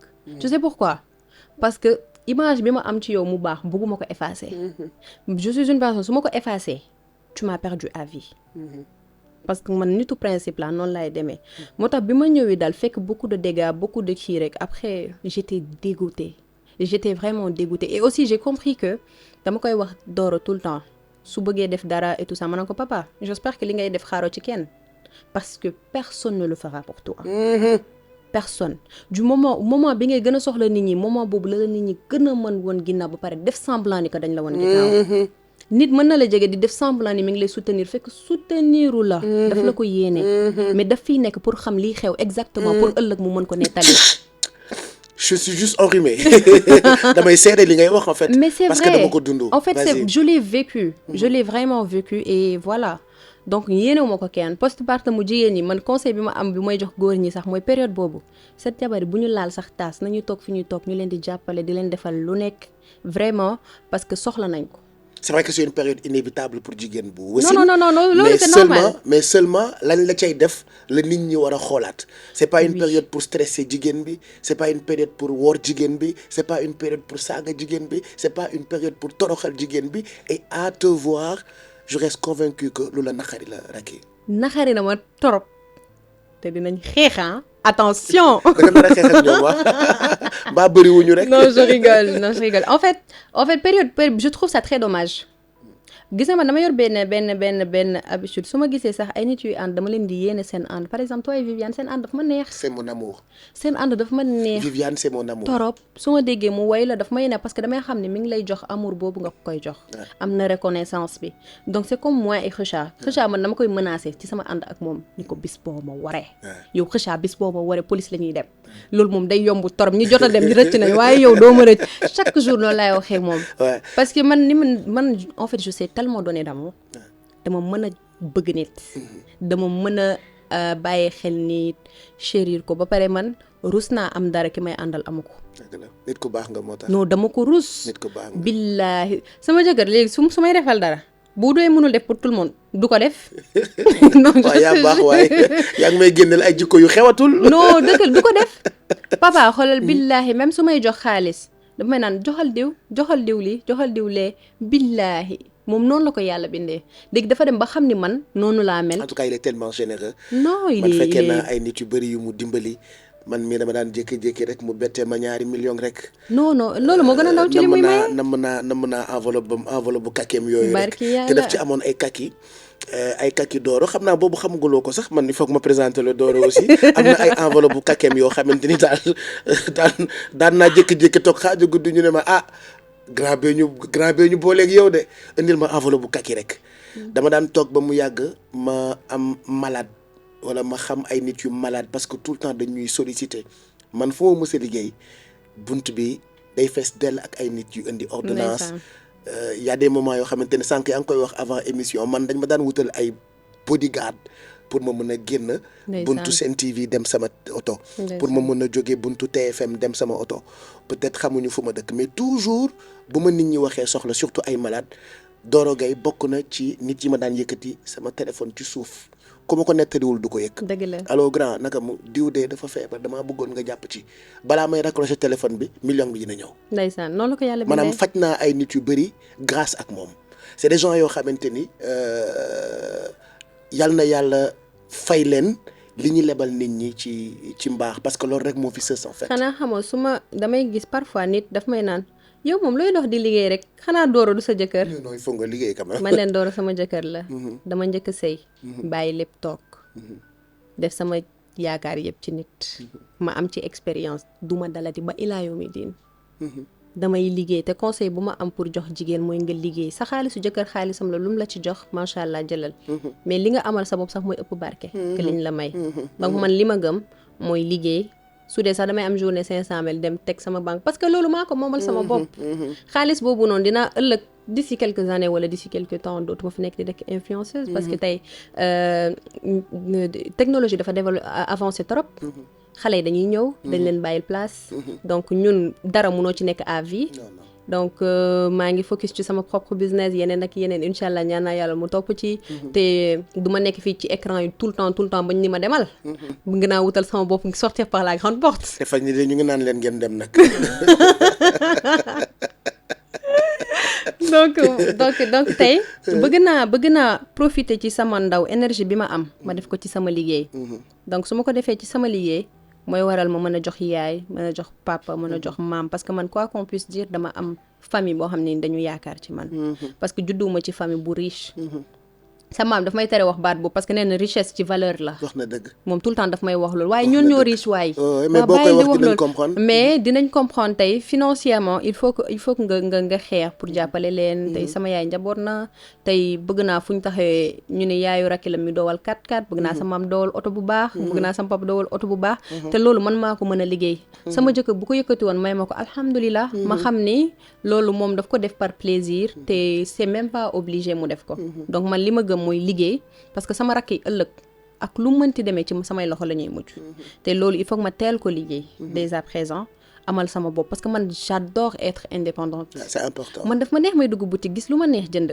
c'est important te loolu tey comme je dis àdduna on sait jamais futur bi ñu yàlla moo xam lu ñu dencal mais léegi lañ ko mën a préparer parce que tey dama ni man waratuma toog ñu bett ma ci dara aw ma xaalis loolu duma ko nangu sama jëkkër lu ma may nag mën naa dund mën su ma bëriwee ma comme Doro xam nga rek mayu Doro moom il est très généreux jël ci leen dugal ci compte bi li ci des nga dund donc nga dund ci voilà mais bëgguma dépendre ci kenn mais naka ngay gérer nekk femme pas femme au foyer mais femme mariée yore doom boo war a gérer war a toppatoo jëkkër boole kook sa liggéey te sa liggéey du benn kese wax naa ko léegi nii actrice nga créatrice de contenu influenceuse modèle femme chef d'entreprise aussi parce que yaa ngi entreprendre depuis un moment est-ce facile pour toi de gérer yii yëpp ngay gérer nii Racky non tey mën naa ni du stress ci man parce que tey dama am entourage bu baax mooy ñi ma nekkal dañ may yéene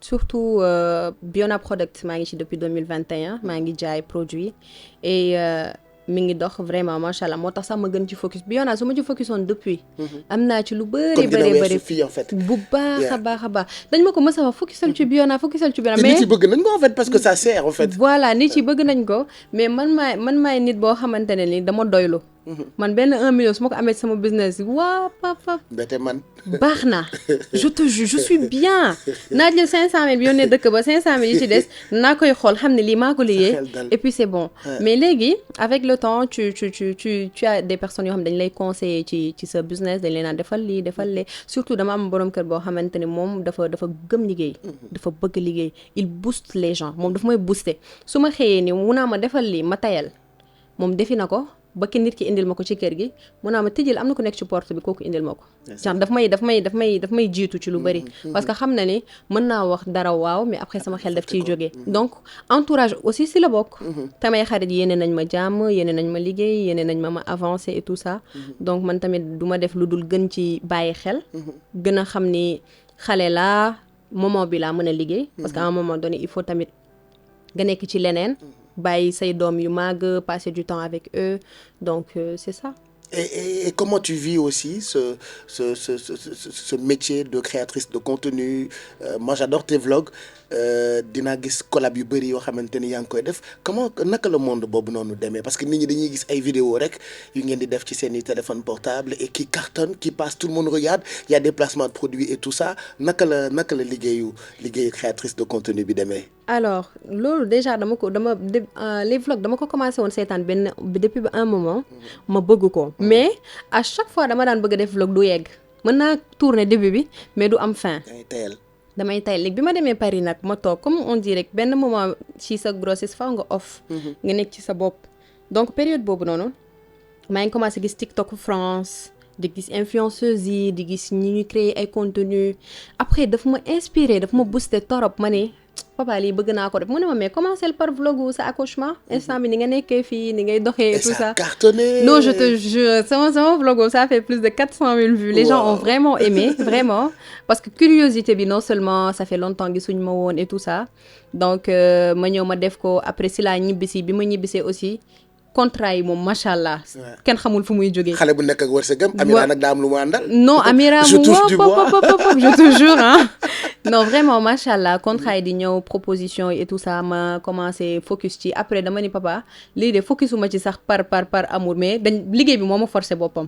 parce que da ngay xëy nit ki ñëw ni la soxla naa la telle vidéo nga gis montant bi nga xool nga ni lii duma ko bàyyi mu dem nga signé le lendemain tu vois autre chose après à un moment donné il me disait Racky repose-toi c'est mieux que tu te reposes parce que bi nga accouché ba tey yaa ngi dans le rush parce que bi mu ñibbisee si lañ def gala des étoiles ñoo ngi ko programmé ci 2 semaines donc mu def réussite totale et ça a cartonné hein on va en parler parce que bokk na ci conducteur bi et après genre ma ne ko papa mu ne ma ne ko nekk influenceuse du lu may continuer parce que à un moment donné dama ciy focus nii rek pour l'instant et tout ça am benn occupation parce que bëgguma sentir tamit sa absence donc c'est mieux que may nekk ci liggéey bi bu baax a baax du lu ma manqué sama kër vraiment dem na ba sama kër ñetti jànq laa fa am macha allah parce que bëggul ma def dara bëggul dara lu ma stressé comme je te dis man jigéen bu naxaree ne xala parce que dama bëri rab damay xëy nerveuse tey ma xëy parce que comme il dit mu naa ma yow li nga nerveuse nii c'est parce que dama la sori rek danga ma nam rek waxal rek mën naa ko dëgg la et genre mi ngi veiller sur man donc temps boobu noonu pour man passe-temps la pour oublier beaucoup de choses. T'as raison. Donc je suis focus sur mon travail pour benn off bi yenn moment yi yenn vide yi ma bañ ko sentir parce que quoi qu'on puisse dire il me manque beaucoup. mën naa fa dem mais dinaa dem. Depuis combien de temps gisantewu leen. 7 mois. Boy 7 mois gisul sa jëkkër. waaw. affaire day gën a neex rek ba mu gisante. mais yow yaa ngi souffrir. non du tout. Il te manque quoi je veux dire. Il te manque. Oui il me manque. Il me manque beaucoup. C'est vrai que les appels vidéo et tout ça yëpp neex na mais il te manque quoi. waaw il me manque mais piège laay bañ nef laay bañ maay ma toog ba ci kanam liggéey mais mun nga bañ a nef ndekete ragal nga. piège la yow ndekete ragal nga. yii piège la am lu fita. non piège la du ma teel a dem nii dafay yomb torop. dem nga ne fa. waaw mais dem benn 2 jours yàqul dara. France soreetul quoi c'est juste là. boo sëxatee ñu dégg la quoi vite fait nga dem ñëwaat. non c'est vite fait. non dinaa dem. tu te fais désirer là. waaw instant bi maa ngi am ay idée sax maa ngi am ay idée xam nga il faut ma dem daal xool naa ba xool. léegi bu weesoo ce métier d'influenceuse créatrice de contenu bi nga nekk aussi actrice ba léegi yaa ngi jouer.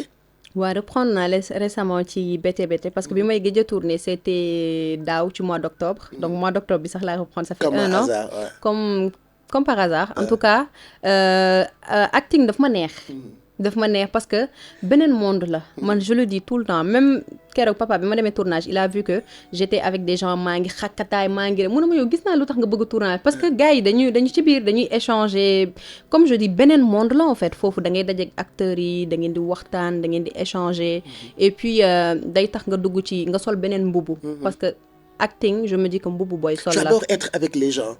di waxtaan ak ñoom. j'ai tellement peur d'être seule. man j'ai la phobie d'être seule. bugguma ko moo tax tout le temps sax dañ may tere héberger nit sama kër mën a héberger nit. bàyyi ko wóorul non dama bàyyi naa ko. bàyyi ko. oh my god bàyyi kay ma wax la. bàyyi ko bul héberger bul inviter bu ñu ñëw. nanu toog kay sa mag laa noo. dëgg la. sa jëkkër laa noo. te dama koy jàpp bu baax li nga wax nii. expliquer la ki daan téye sama sac.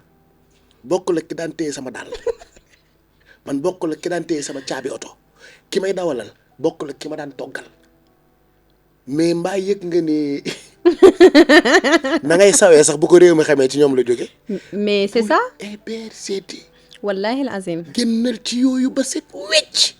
génn ci ñoom de. ni ma ci génnee sax. kaa ma expliqué la ñaari affaire gis nga ñoom séqal ak ñoom lii rek. nii rek. xam nga nii rek. xam nga jeu boobu noonu waa ji daw nga koy def ni muy tëb. yow séqal ak ñoom loolu man maa ngi daw rek. Jamais. kaay Plus jamais. bàkk bi man benn la man dama dem ba koo ci laaj lenn la lay wax moom du wuyu téléphone. dëgg la man c'est comme téléphone bi laa leen poussé ne le. mais sànq rek man bi may wax ak Djibi Thioye ma ne ko jotuma parce que mu ne moo gën a naxaree jot. it's not my affaire. non billaay mu ne moo gën a naxaree jot day sànni téléphone bi. génn ci ñoom de. yow du mos nga. mos naa mosaat c'est que man dama am yërmande man loolu mooy sama problème. ca lañ lay rayee nag. billaahi toolal billaahi dama am ki daan yërmande. téye dàll yi bokk na ki daan téye sama lam yi. non mais je te dis moi je parle en connaissance de cause maa la gën a bëgg nekk ak nit. billaahi c'est bien d'être avec les gens parce que loolu mooy suñu métier nous sommes des hommes publics nous sommes des animateurs. Exactement. On est là pour divertir moi je dis tout le temps je partage des ondes positives te noonu nga mel noonu laa mel noonu la animateur yëpp mel. mais amuñu jë. waaw man damaa ñaaw yaay. non man nag bizarrement man nit yi ma mës a joteel yëpp après dañuy ñëwaat je sais pourquoi man dama xuloo du ma waxante wax ju ñaaw man damay bloqué leen fépp. man noonu laa mel man du ma xuloo man damay bloqué waale waa koñ bi. mais wax nga dëgg billahi on en rigole mais quand même. et c'est dommage hein. Ouais, c'est dommage. C'est vraiment dommage. C'est vraiment dommage. Billahi. C'est dommage. Quand C'est tu es dommage avec des gens- de partager des bons moments avec la personne pour au final Ouais. muy romb ngay romb. Ouais. C'est étrange en plus. Ouais. Mais c'est la vie hein. Il faut te protéger. Oui. Man je dis toujours quitte à ce que ñu ne maa sikk quitte à ce que ñu ne kii xuloo nag ñëpp. man bañuma ba tey loolu. maa tey bañuma yooyu yëpp l'essentiel mooy la woon ni na et nous sommes dans un monde boo xamante ni si su fekkee da nga bëgg a évoluer. il faut que tu marches seul et sans l'aide de personne donte aide baax na jóge nag ci ñu ko jar quoi. xam nga lan moo tax may wax tout le temps proverbe personne ne le fera pour toi parce que man nit yi ma gënoon yaakaar ni dinañ ma soutenir c'est les personnes qui n'ont pas hésité à me tourner le dos. ba pare man dama mës a foog ne man je ne peux pas vivre sans les gens man loolu moo nekkoon sama problème parce que man dama ragal wéet. sama jaan baa ko mat. barki yàlla man foogoon naa nit du ma bañ. man pour man mënuma dund sans nit dafa mel ni yàlla loolu la xamata mu may ma doom vraiment parce que franchement parfois damay xool sama doom ma naan kon man am naa doom. billaahi damay toog xool Amira xool ko mu foo surtout quand su reetaanee moom mi ngi mel ni man ah non c'est fini man pour man waratuma dund naxar parce que Amira c'est mon bonheur je l'aime plus que tout au monde. Et comment tu faisais pour nekk yow kese Paris di ko toppatoo ak problème yi nga amoon et tout ça c'était pas facile. parce que man bi may door a dem ngay doog a am doom te xamoo nu ñuy toppatoowee doom. xaw ma ci woon dara parce que man déjà bi may dem Paris fekk na boobu période boobu yëpp sama jëkkër mi ngi feebar. man moment bi ma nekk foofu ak moom yëpp il était malade parfois dañ daan génn dem resto mu chuté def malaise avec ma grossesse ma dem parfois j'ai des vidéos sur mon téléphone où genre damay toog hôpital de minuit à 7h du matin. alors que yow yaa ngi feebar. man maa ngi ëmb ci chaise yaa ngi ëmb plutôt.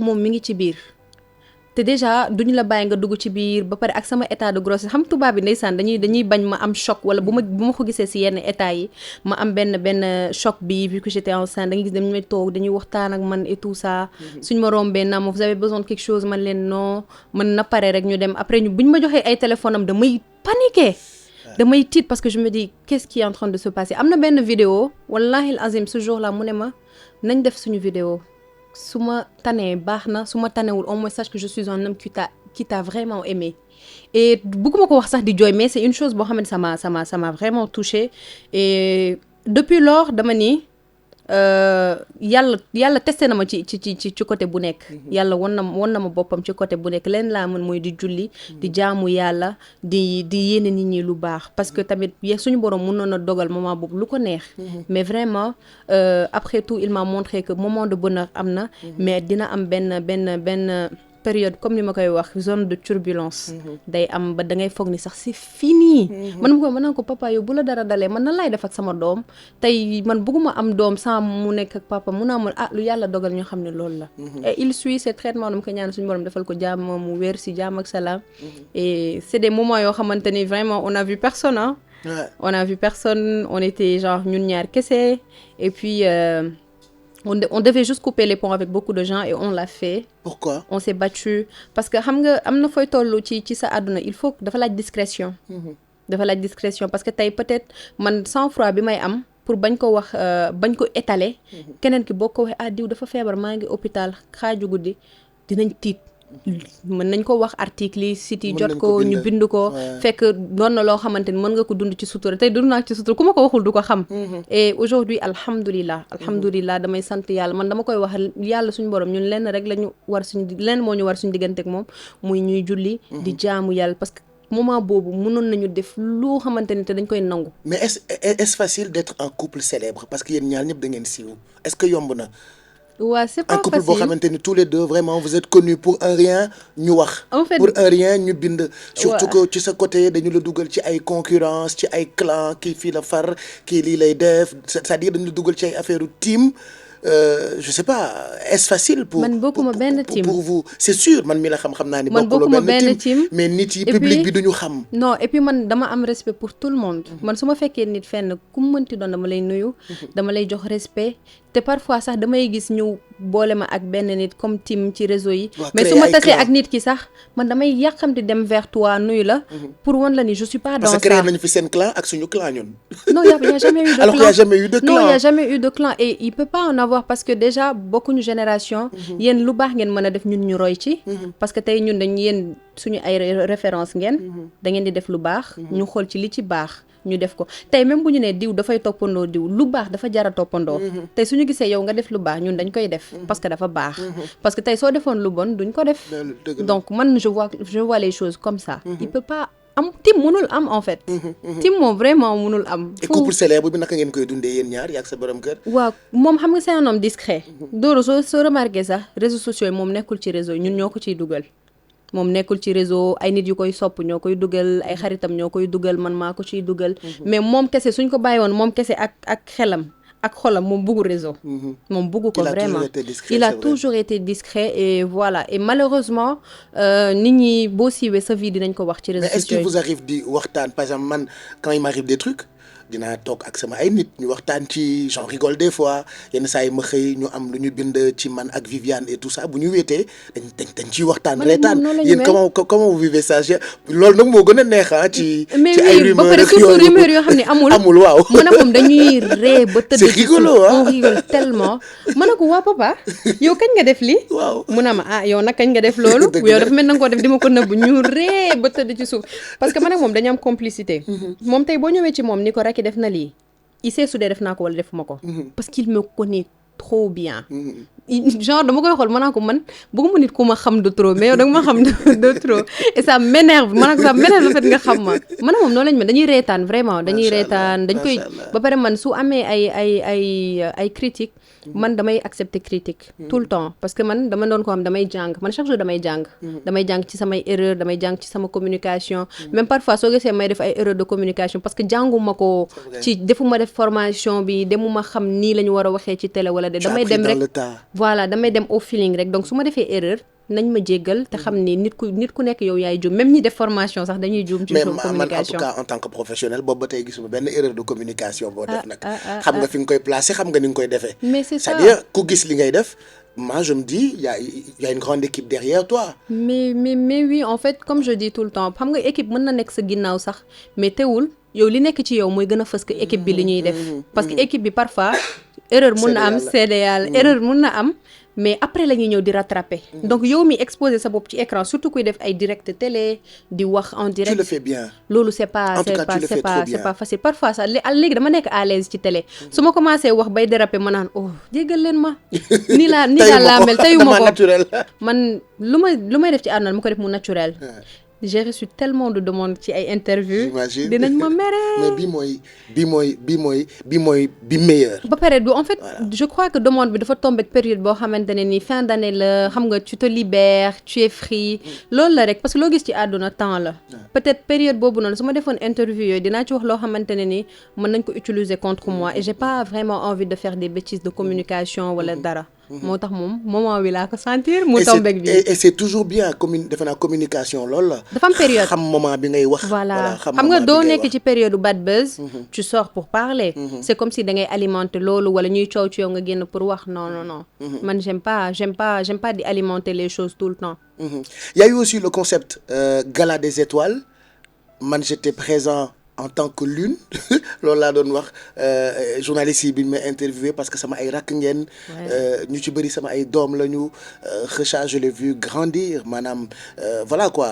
Et événement boobu noonu ça m'a tellement marqué parce que événement bu non seulement réussir la mais ngeen def ko en un temps record et puis il fallait le faire quoi. Exactement. Jël initiative. Def dara l'essentiel était de faire c'est ce que j'ai dit à tout le monde.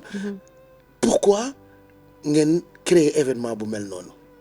Alors Gala des Étoiles dañu war a comme chaque année dañuy def spécial Korité dañuy def spécial Tabaski et tout ça donc dafa tombé ak période boobu noonu ñu ngi doon génn ci koor. ñu waroon def événement Korité man ak Kheucha ñu toog di ci réfléchir di ci wax ma ne ko est-ce que c'est pas mieux ñu def benn événement où on n'invite que les célébrités. Que ça soit les acteurs les animateurs les chanteurs mu ne ma c'est une très bonne idée. ma ne ko man loolu laa xalaat daal.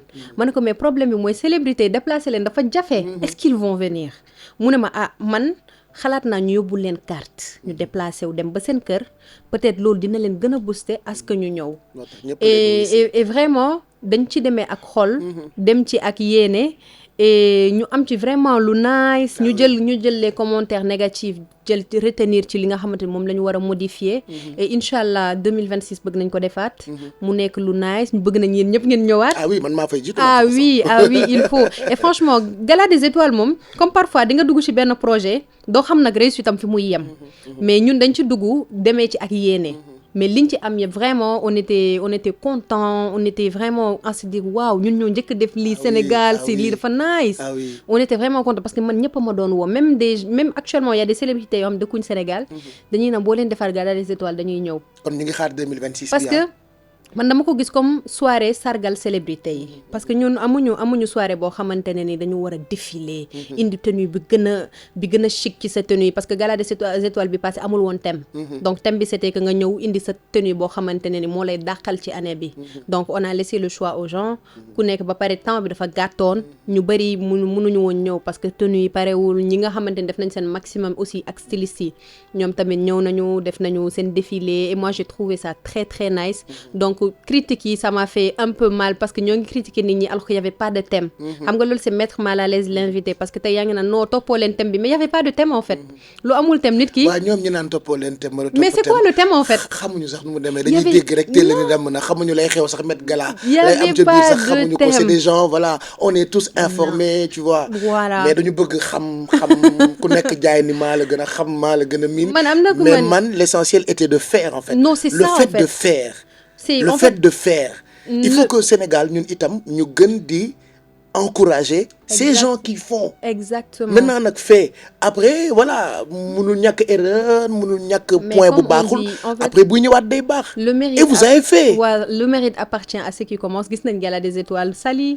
gis nañ dëkk yu village yi fii nii ci sous-région yi ñoom tamit ñoo ngi jéem a def ay seen tapis rouge di indi nit ñi donc tey ñun on se dit alhamdoulilah en tant que jeune en tant que xale commencé nañ ko. bu ko nit ñi defee aussi c'est bien. c'est une réussite pour tout le monde. lu ñu échoué fii peut-être keneen dina ko réussir feneen dañuy ñaan yàlla bu ñu koy def déwén mu gën a neex parce que aussi suñu objectif mooy jaay Sénégal wan leen ni qu'on a des célébrités vraiment qui sont à la hauteur mën nañ sañse am nañ talent bi am nañu charisme bi am nañu charme bi am nañ lépp parce que man soirée wonewu laa koy tuddee Gala des Étoiles man pour man soirée la boo xamante ne daal nit ki défoulewul defal lu la neex woneel sa sañse doxal ci tapis rouge bi ñu mettre la en valeur photo la dugal la ci réseaux sociaux parce que tu es là en tant que célébrité déjà Gala des Étoiles tapis bi du pour ku dul célébrité célébrité yi kese ñoo ko moom ñoom kese et on a vu daaw aussi on donnait des cartes aux gens après tu vois une personne défiler qu'on ne connaît pas Kheucha mu naa ma lii sa liggéey la ma naa ko du sama liggéey lii sa liggéey la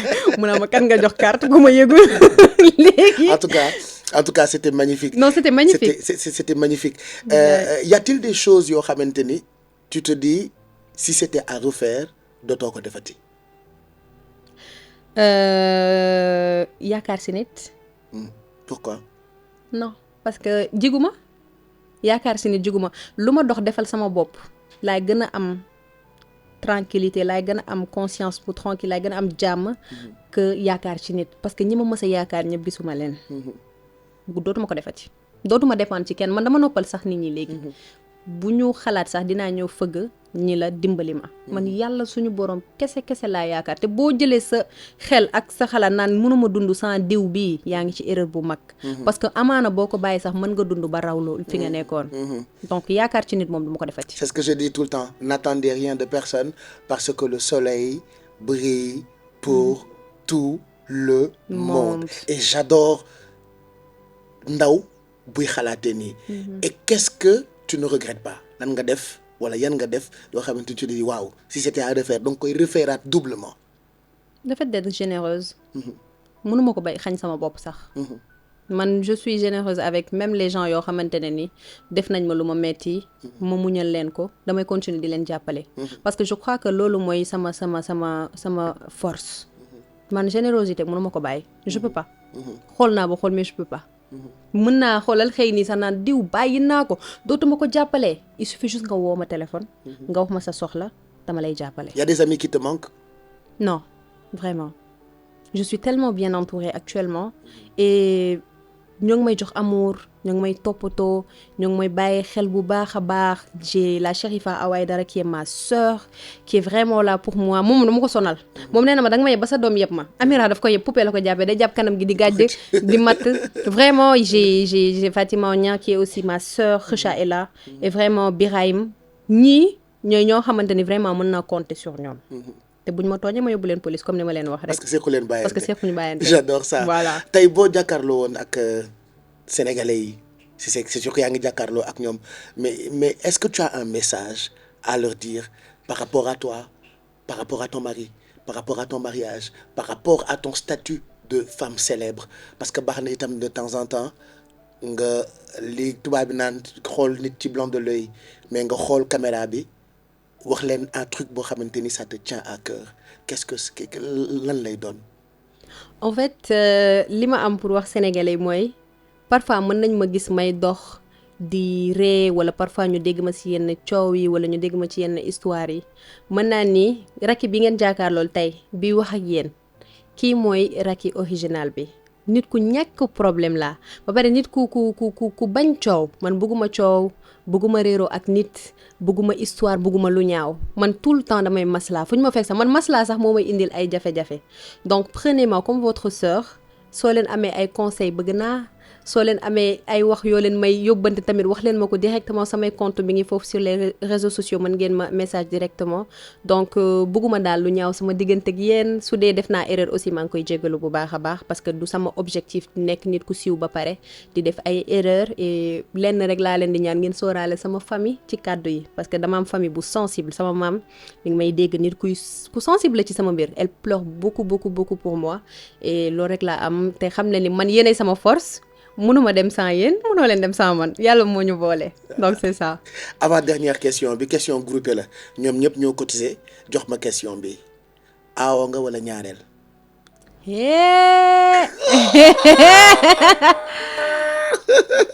je te jure man question bi du man.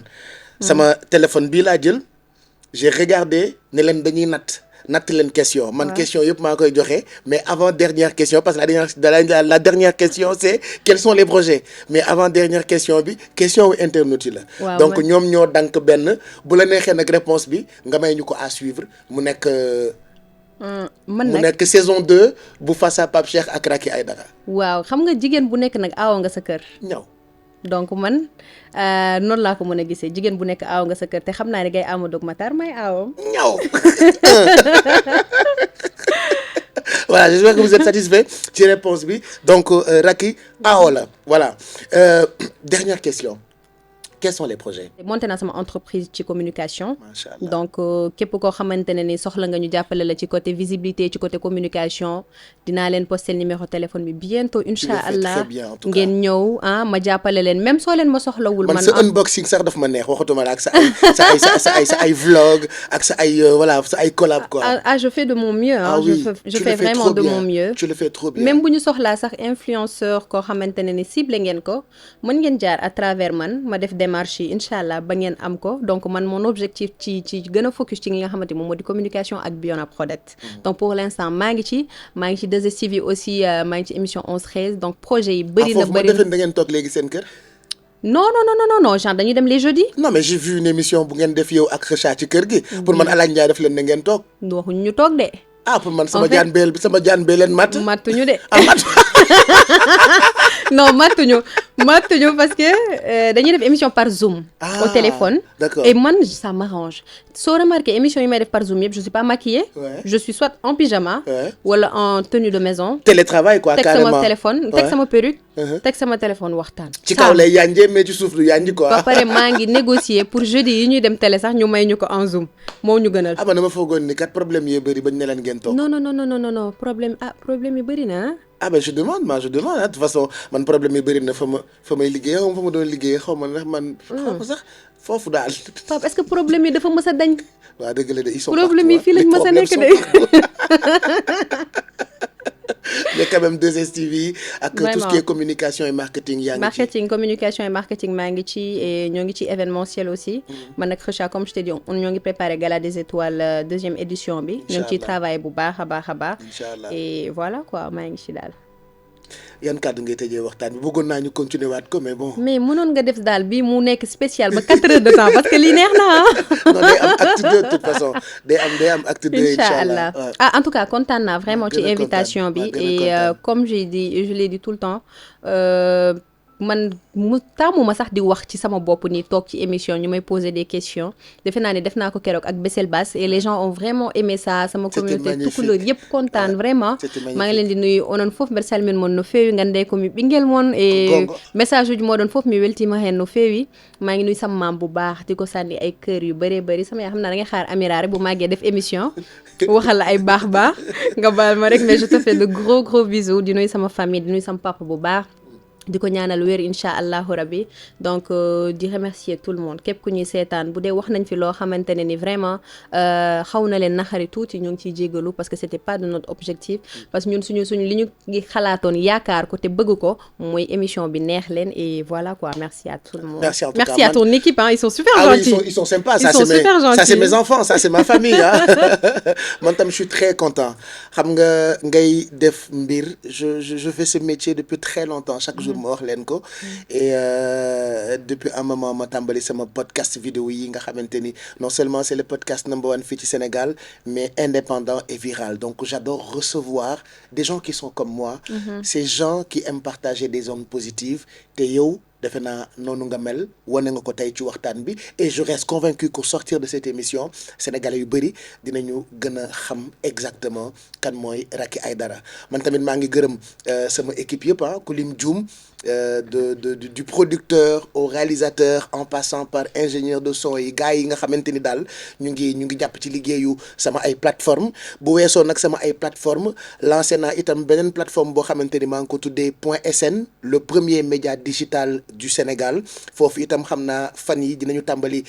programme yeeg émission yi nga xamante ni mooy nar a wone valeur ak richesse culturelle bu am fii ci Sénégal donc mu ngi tudd .sn allez par exemple sur YouTube ngeen abonné et comme eux ils disent ngeen bës cloche bi comme ça ngeen di jot ci notification yi sinon on a notre site internet en attendant ngeen di ñu gis ci RCN beeg plateforme yi nga xamante ni ñu leen di permettre ngeen seetaan ay contenu télévisé mais très digital fii ci Sénégal muy .sn donc allez chercher ça sur internet defe naa loolu am na solo Racky. waaw am na solo may gërëm Amadou Sidi Ndiak boobu ak Matar Diallo jëri ma ca Alawar baayu Amira baayu Racky baayu ñëpp donc xamal ni bëgg naa la yal na ma yàlla bàyyi ak yow aw ma sa fay nag gis naa jàppale bi gis naa taxaw bi mat nga ma borom kër mat nga ma papa mat nga ma xarit wan nga ma lépp yow sama twin nga yal na la yàlla defal jàmm vraiment je tiens vraiment gërëm ko devant tout le monde parce que nit ki moom lu mu def rek faaw ñu wax ko ci lu baax booy wax ci Doro tu vois sa bëti day génne ay étoiles waaw parce que xam nga parfois damay dégg naan kii gëmeewul jëkkër ji gëmeewu ma ko parce que dafa baax trop mais yaa tey bañ ko gëmee nag non dafa baax trop nit ñu baax ñi dañu raar pap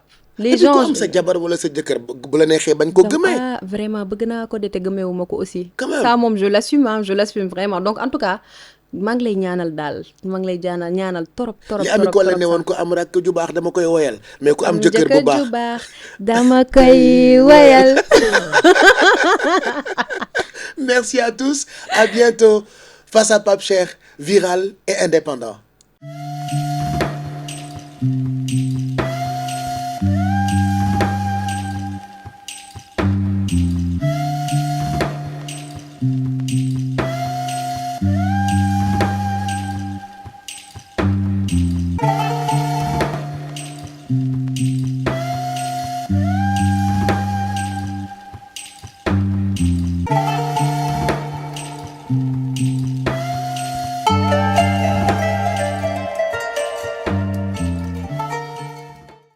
Tu regardes encore des podcasts vidéo avec des pubs? Découvre Podplay, la première app pour voir tes podcasts vidéo préférés sans interruption. Classé par catégorie avec 0 pub et du vrai contenu africain et international. Podplay, c'est ton nouvel espace 100% podcast vidéo, disponible sur podplaytv.com. Podplay, 0 pub, que du vrai contenu.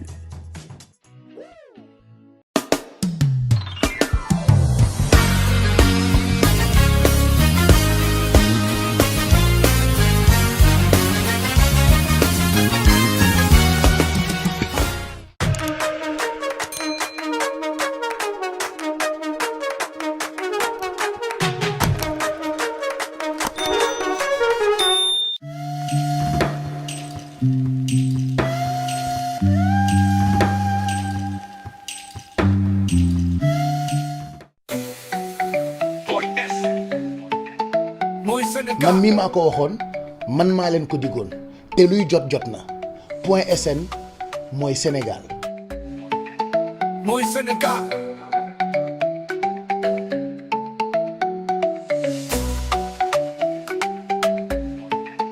mooy Sénégal.